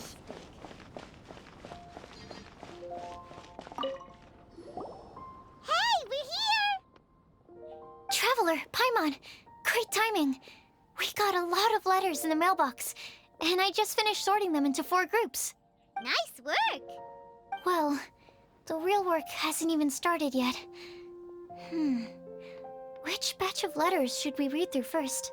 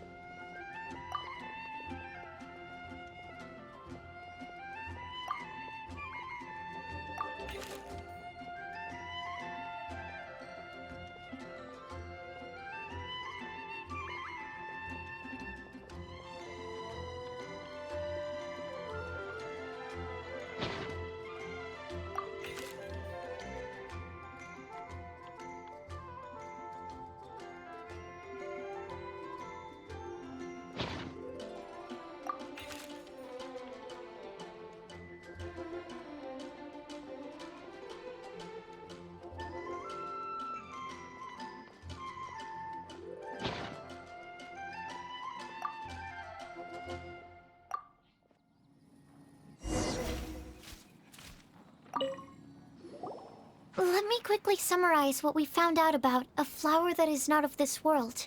Tignari believes that on closer examination it might be logically paradoxal, while Albedo says that his answer would be better discussed at length in person. As for my answer, I think a clock in the shape of a flower would constitute one that is not of this world. Here's what we've gathered regarding a guide who will never get lost. Mona said that she'd like to join us in uncovering the secret behind the prophecy, while Bennett suggests Fischl, Mona, or the Traveler as potential candidates. Mika didn't submit much, but he did draw a vegetation map for Master Tignari and wrote up a dragon spotting calendar for Cyno. Amber also wrote in. She said that she sees herself as nobody's guide, but everybody's friend. As for one who would never lie, Rosaria removed herself from consideration, but both Razor and Cyno are willing to support us in our search. Timaeus seems to have forgotten to write to us. And finally, this is what we've gathered on a legend that never ends. Police said that her mom has a number of friends who like to write storybooks. Lisa believes that legends live forever in people's hearts. I think that for a legend to be never-ending, it has to be filled with hopes and dreams, and actively passed from one person to the next. So, what are the answers to the 4 riddles then? You're really smart, Paimon. I bet you can figure it all out in no time. Or, let's all share our thoughts on what we think the answers might be.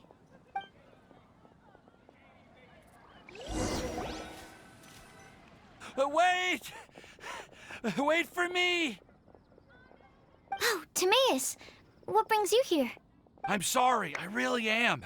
The time just got away from me and I didn't get around to writing that letter. However, I'm happy to announce that I think I can be the one who would never lie. Huh? This is kinda sudden. Not that we don't trust you, Timaeus, but, could you elaborate a little after you catch your breath? Of course, of course. Do you still remember the time I,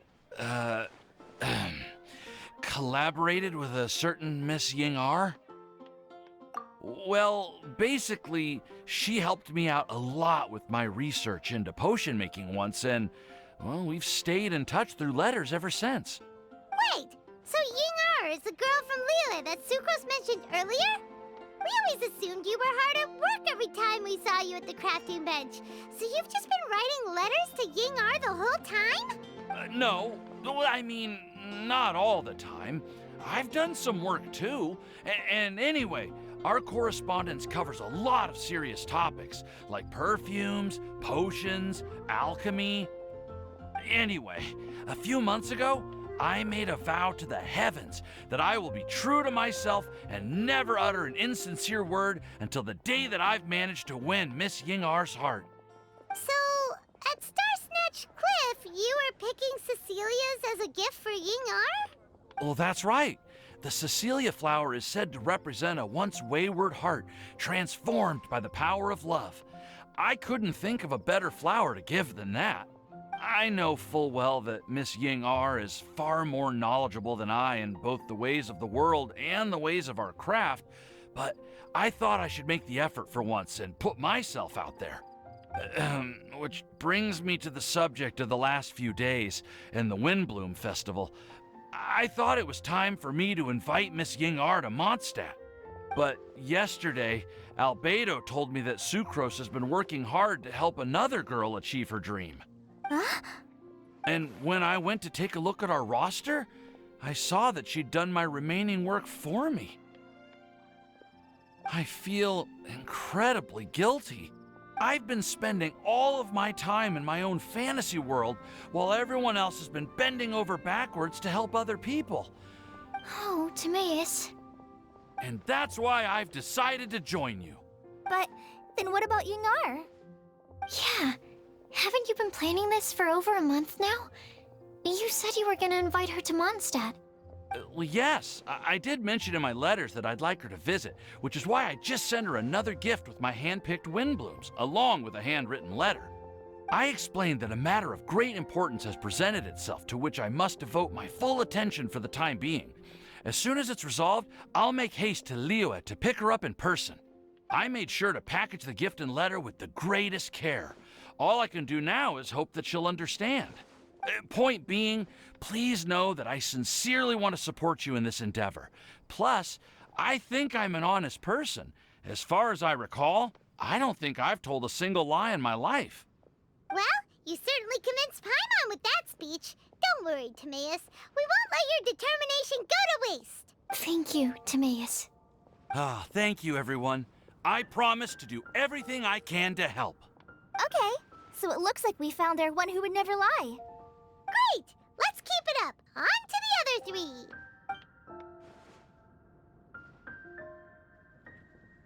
Okay, Paimon will do the honors. Ahem. We have with us here the flower, the guide, the legend, and Timaeus. Huh? Why did you only say Timaeus' name? You should say my name, too. All right. We also have Klee. That's me! With Klee here, this all somehow feels like we're getting ready for a field trip. There's nothing wrong with a more relaxed atmosphere, is there?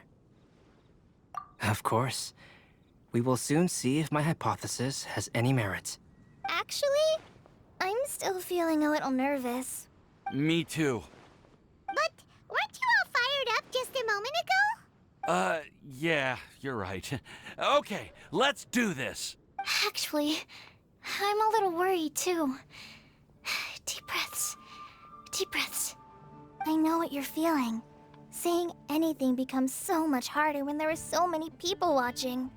Well, does anyone know the exact location of where we're headed, or should I do a reading on my scry glass? According to the prophecy, once we've figured out the answer, we should test it at the Lantern of Utmost Joy. Oh, we know something about that. What? Wow, that's amazing. You really know how to do everything under the sun. Then we'll let you lead the way. This is it! We're off to find the sacred location of the Lantern of Utmost Joy!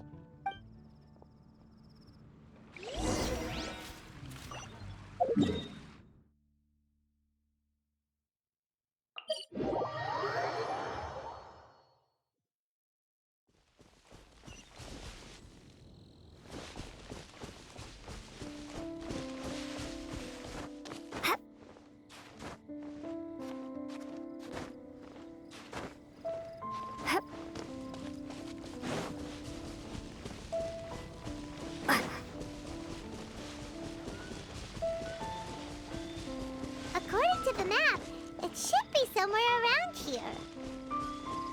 Let me take a look. Oh, it should be right up ahead.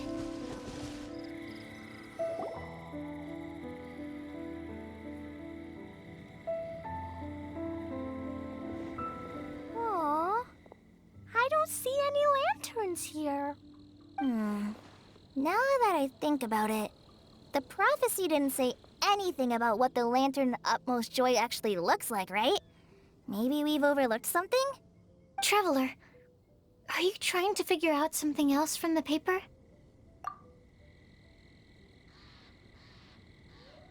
Paimon's reading too. Huh? It says to look up. But there's nothing above us. The wind didn't trick us, did it? Place the squirrel on the back of the pointy-eared cat, and a pious puppy will open the doors to show you the way. Huh. Paimon read the whole thing out loud, but nothing's happening. Look! The wind is blowing! What a strong wind current. Let's ride it up and see where it leads us. Huh? We'll have to fly up there? Can someone carry me with them? Here.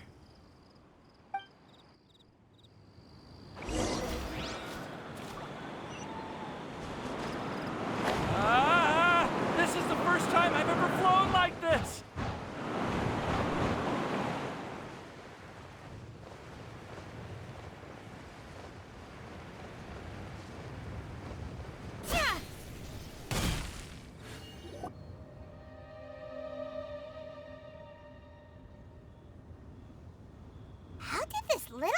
land! Get up here in the sky! Did somebody make it? Just to be safe, I've been jotting down our entire route here. This way, no one will get lost. Oh, good thinking, Collei! Ah, who would have thought we'd find this kind of table here? Weird. It's almost as if someone was holding a tea party. I never would have guessed that such a place could exist. Right above Mondstadt, too. Wow, look at that pretty lantern on the table. There's even a chair for each side of the lantern, too. There seems to be something on the back of this chair. Let me have a closer look. Take your seat, present your answers, and you shall reach enlightenment. Well, as far as instructions go, I guess that's simple enough. So we just need to do as it says, right? Wait a second. Huh? What is it, Albedo? We'd better make sure this place is safe before taking our seats. Everyone, please stay clear for a moment. Well, all our questions and doubts aside, the scenery here is pretty amazing. It'd be impossible to feel stressed here. How is everything, Albedo? Everything seems to be fine. I didn't find any traps or suspicious mechanisms, but I also couldn't find any overt destructive devices. Huh? What do you mean? Well, it seems that wrong answers won't have any catastrophic consequences. Looks like we'll have to sit on these chairs and fulfill the prophecy. Everyone, I would like to suggest that we try some risky answers on our first attempt. Let's reserve our most confident answers for the second round. That sounds kind of smart, but why? Ah, I get what he means. If we do as he says, then we may be able to figure out how the puzzle works. I see. That makes a... Mona, is there something wrong? Oh, are you hungry? I brought some snacks. Thank you for offering, Klee, but that's not quite it. While Albedo was checking just now, I gave my scryglass a spin hoping to find some information. But there's a strange aura to this place. It's almost as if someone has been staring at me as soon as we stepped foot in here. But if nothing here has actually been physically tampered with, then... no. Could that person be... What do you mean, Mona? Who could... never mind. It's not like I've got any proof. Don't leave us on the edge like this, Mona. I'll just do what Albedo said. Yes, let's test the hypothesis together, Klee. Come on, join us, Mona. Oh, all right. Okay, then I'll answer the first question. If someone were to ask me to find a flower that is not of this world... You can do it, Sucrose!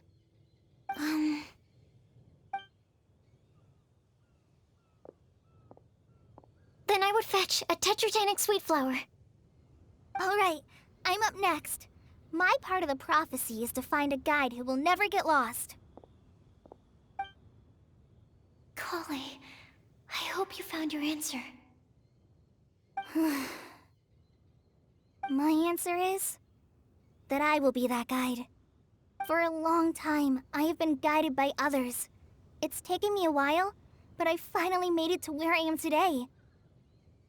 Although I still haven't made a name for myself, and I'm still quite immature, I would still like to put my name forward. Because I would like to become a guide that can help others. I want to help others the same way Amber, Master Tignari, Cyno, and everyone else helped me. Now... All right, it's up to me to answer the third part. I'll submit myself as one who would never lie. Although I've never really had any other virtues or talents, I'm confident that I've always been an honest person. I'd like to thank everyone, too, for giving me this opportunity to validate myself. And last but not least, I will answer the final part of the prophecy. There's no tale more befitting the title of a legend that never ends than our fates as human beings. Wait! The lantern just lit up! Whoa! All 4 sides of the lantern are glowing! Huh? But... Collei, could I ask you to stand up for a second? Oh, all right. Huh? What's going on? Why is it lighting up regardless of who's sitting in the chair? Didn't it say we have to answer all the questions correctly? It's pretty clear now, isn't it? We've just proven that there is no right answer for this prophecy. No right answer? But how could that be? Although the instructions had come from an old and enigmatic prophecy, it is in fact nothing like the ancient mechanism that we had all imagined it to be. I believe the lantern only serves as a simple signal. And to think, I never expected you to actually find this place. What? There's someone else here? We meet again, traveler. Hey! You're that Outlander we met the other day at Good Hunter! It's all thanks to you that I was able to find this place. Good thing that you were too preoccupied with the prophecy to notice someone tailing you from the shadows. Oh, is that so? Then, why do I spy yet another person following in your shadow? Wait, really? There's no need for pleasantries. You should know I'm here for you. Is it just because I'm a visitor from abroad? I was there when you snuck your way into Marjorie's place. Huh. So you had your eyes on me even then, huh? That was 2 whole weeks ago, you know. It's hard not to notice you when I'm on duty every day. All right. In that case, I'll admit it. I was the person who slipped this prophecy into the storybook. Huh? But why? Then, does that mean this wasn't a real prophecy after all? Don't worry. Even though you probably have plenty of reservations about me, you can be sure that the prophecy is genuine. In fact, many of you here today may have heard the code name of the one who left the prophecy to me. She hailed from an ancient assembly of powerful women, each of whom used a single letter to signify themselves. Who would have guessed? It seems that power was indeed left behind by the old hag after all. Ah, so you're B's student. It's an honor to meet you. I am Scarlet, the successor of Jay. Well, what are you talking about? It's a long story, but I'm not quite sure that I'm the best person to tell it. Since you've all spent so much time and energy trying to decipher this prophecy, you must also be very interested in the secret behind this lantern, no? The lantern has already been lit. Now then, please allow me to disturb your happy peace. Huh. Why did this little thing just light up? How strange. Hello? On the other side of the lantern. Can you hear me over there? Mom? Oh, I hear many youthful voices. Madam, I am Scarlet, the successor of Jay.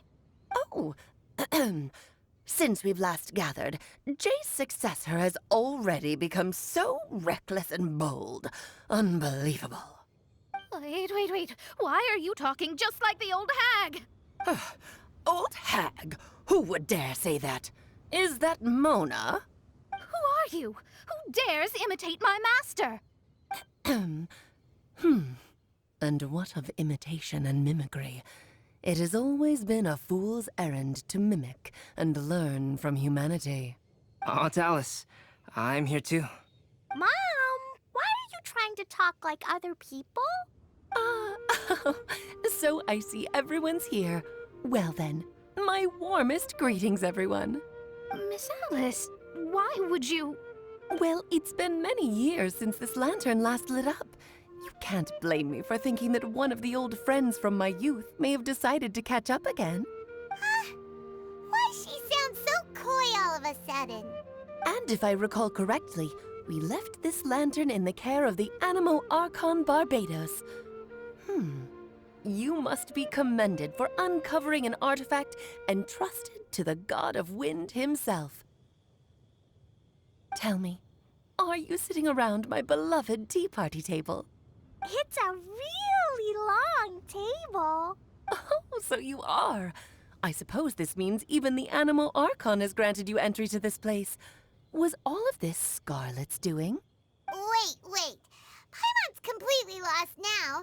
So what was this assembly you were talking about earlier? Oh, Miss Alice, would it be all right to leave the explanation of that to you? Well, you should be rewarded for making it all the way up here and activating the lantern. Now then, let me tell you a long and ancient story. Ever heard of the Hexenzirkel? As the spooky name suggests, it's a secret society.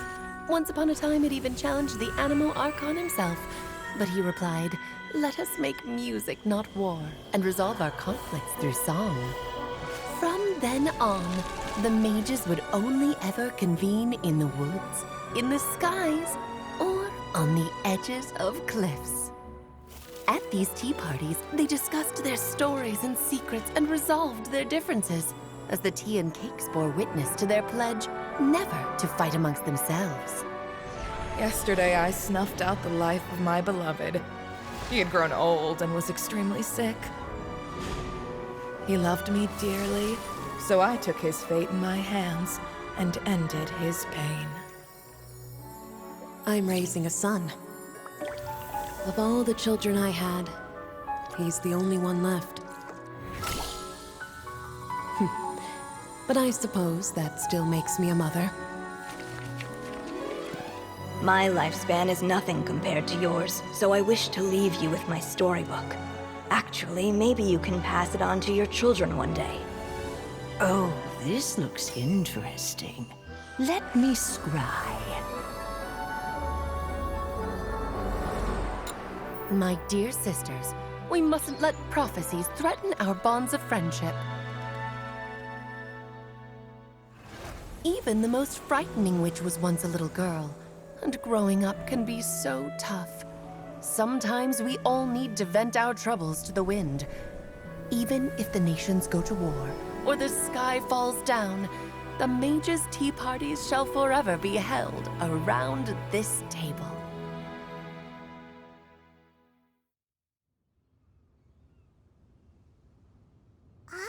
So this is where the legendary mages held their meetings. That's right. We often met here to chat and have tea. Then, what about the part saying that if we light the lantern of utmost joy, we'd receive a supreme blessing? About that. I never expected anyone other than Jay to actually read the full contents of that prophecy. It's a little embarrassing. The truth is, that prophecy was actually just a letter that we sent to Jay as a group the day before her wedding. So it was indeed written by all of you. I must thank you for resisting the urge to immediately reveal the truth to everybody, Albedo. Knowing you probably figured out everything the moment you laid eyes on the message. No, it took me a little longer than that. A flower that is not of this world, a guide who will never get lost, one who would never lie, and a legend that never ends. These 4 descriptions signify 4 individual mages. When a member of the organization had to leave the group to spend the rest of her days with her beloved, the other mages would write down this prophecy and send it to her to invite her for a final get-together. A flower that is not of this world signifies, of course, flowers that do not naturally exist in this world. This is the signature of our full name, Rhindaughter, also known as Gold. If there's anyone in this world who could create a flower species that does not yet exist, it would be her.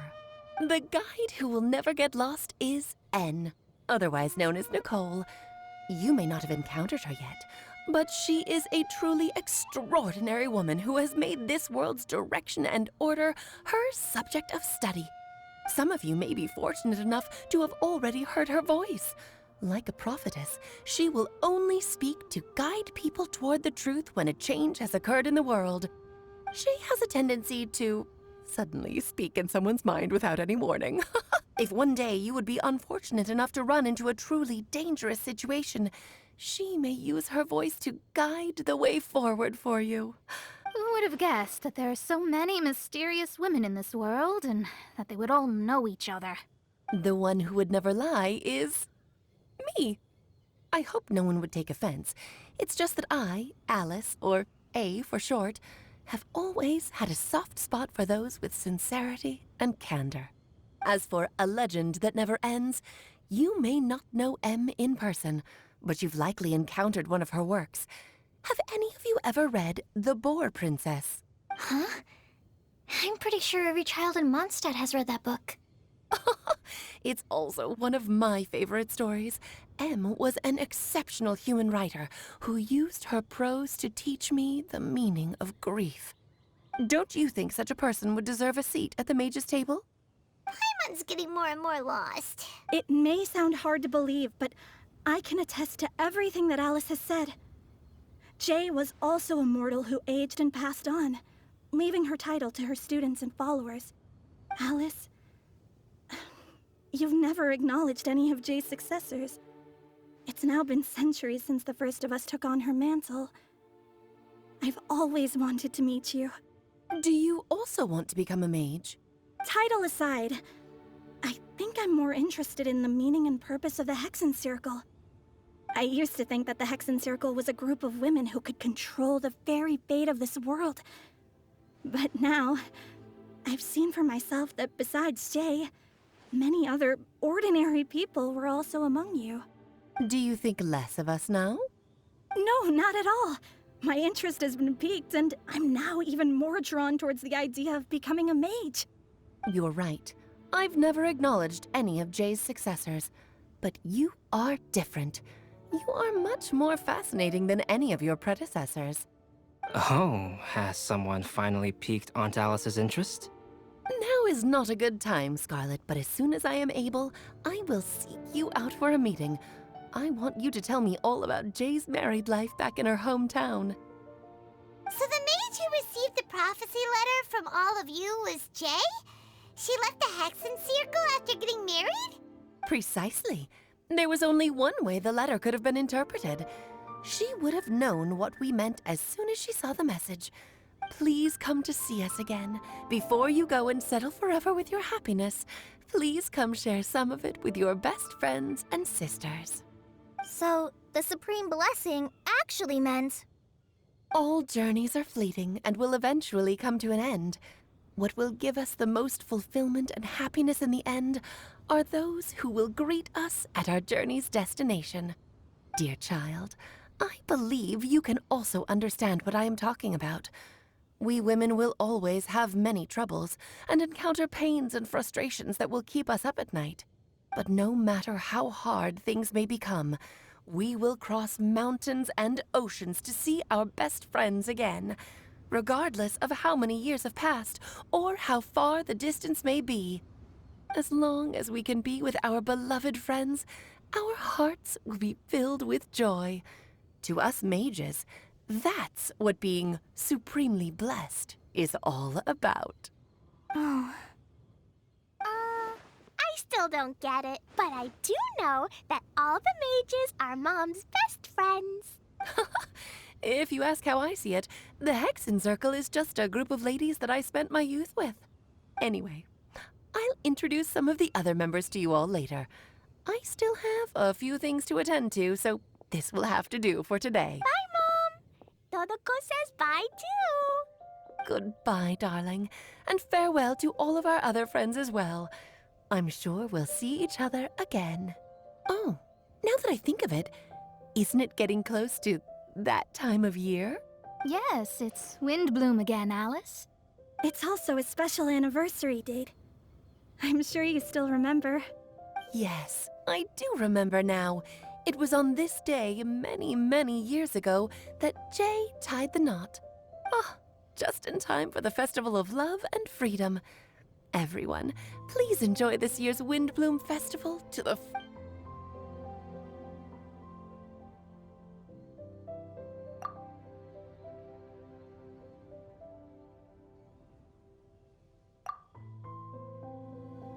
Whoa! Ah! Albedo! why didn't you tell me we'd have to glide all the way back down?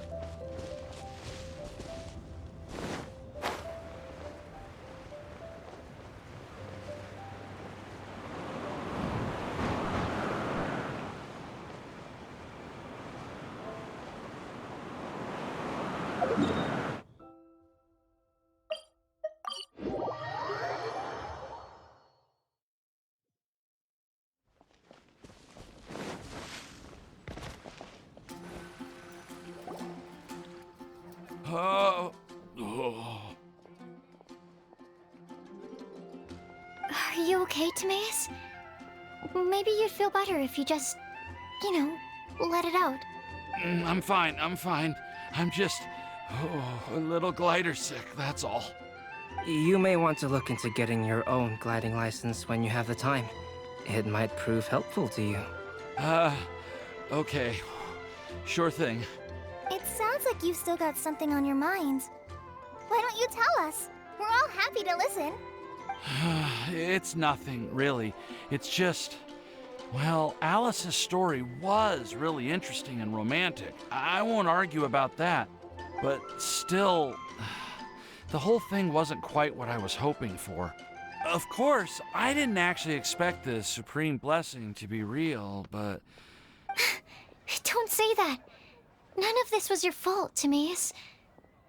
Honestly, it's more on me for having agreed to be the Windbloom Festival's special ambassador. If anything, it should be my fault for finding that prophecy. Oh, no. I didn't mean to blame the two of you either. I just feel like this whole adventure didn't really end on a high note, and we also didn't really get anything out of it. But I'd say we still learned something new. Well, that aside, Timaeus, you still need to go to Liyue to apologize to Yingar, right? Do you want Collei and I to accompany you? Oh, Miss Yingar. Well, I mean, I just really don't want her to get mad at me. Now that I've come back to my senses, I really don't know what I should do. Hey, you three? You may want to look over there. Huh? Miss Yingar? Oh, so that's Miss Yingar? I've never met her before. Yep, that's her. And she actually came all the way to Mondstadt. I am so sorry, Miss Yingar, but how did you... I mean... Are you so happy just to see me? Of course I am. I'm so happy that, I don't, Sorry, I don't know what to say.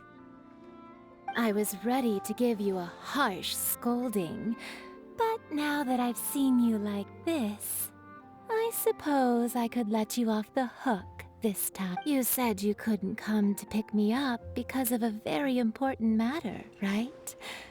Well then, of course I had to come and find you instead. Should we go see how they're doing? I wouldn't. You'll get hit by a forest boar if you interrupt a couple's romantic conversation. Oh, really? We'll just leave them alone then.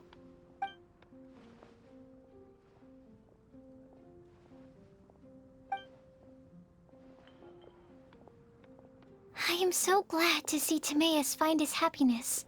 I have to say, I'm even more envious of you, Sucrose. You can be happy just to see others happy, and you gave me so much help without any expectations in return. Even though you said that we're very much alike, I still feel like you have a much bigger heart than I do.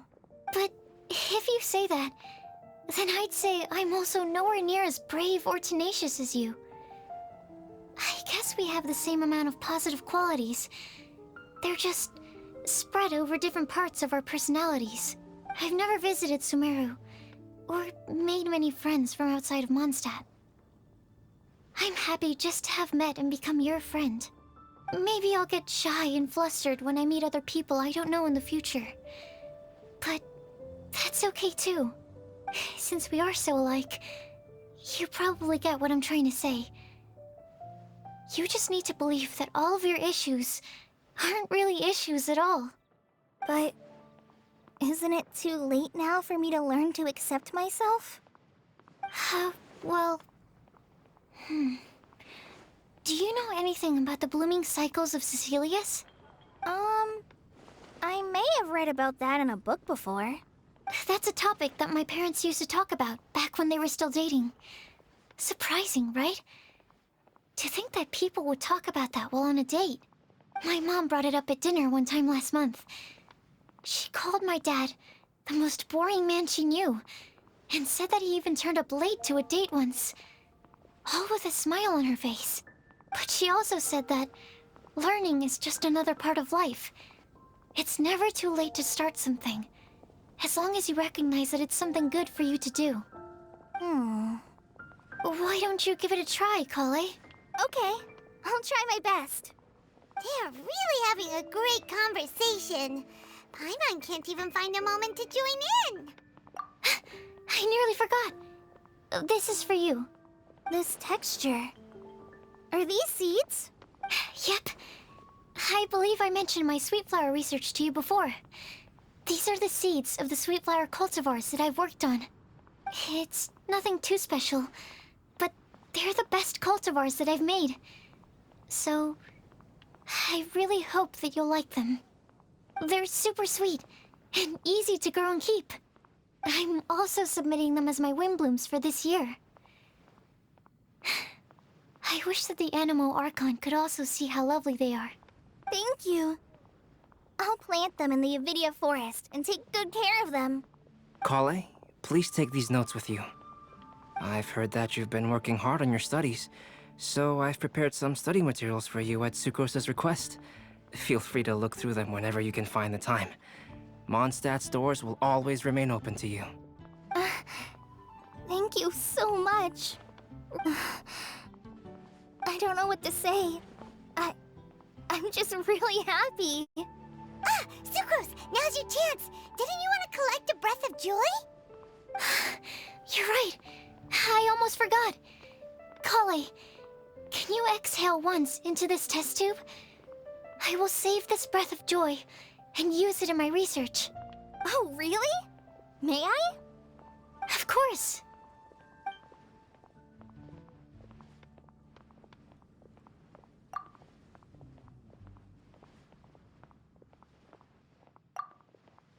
Huh? What was that?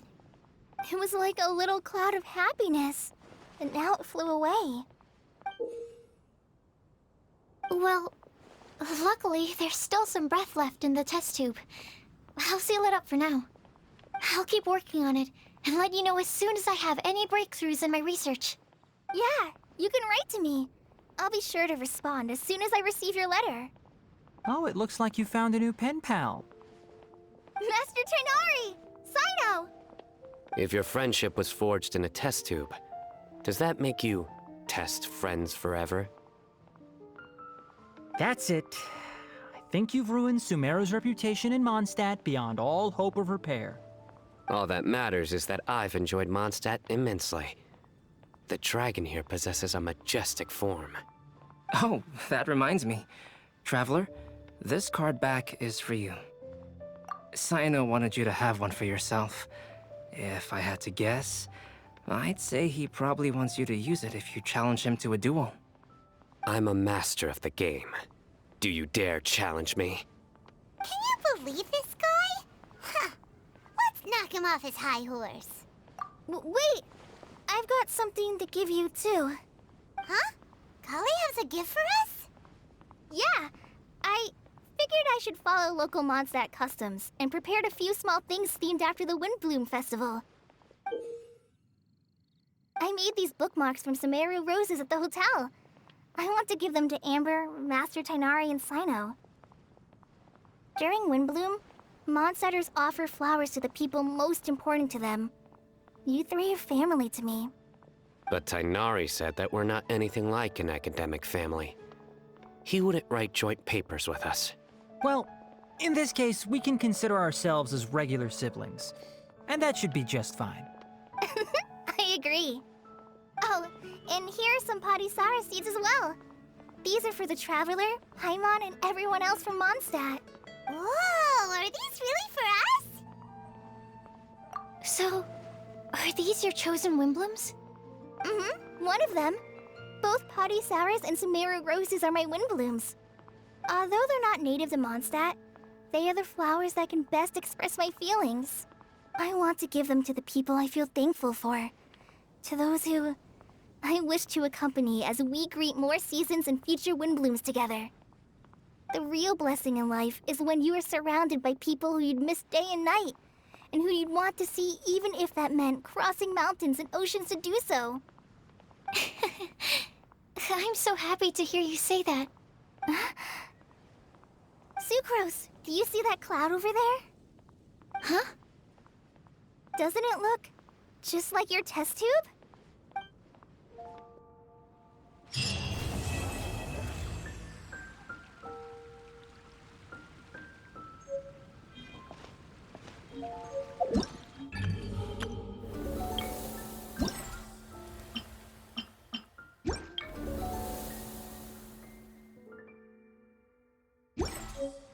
Bueno, con esto completamos la historia del evento de las flores del viento. Y creo que vamos a dejarle hasta aquí para separar la parte de la historia de las actividades del festival. Entonces, pues en el siguiente video ya empezaremos a hacer las actividades para reclamar también pues todo lo de la tienda. Que pues sí son bastantitas cosas. Bueno, muchas gracias por haber visto el video y nos vemos para la próxima.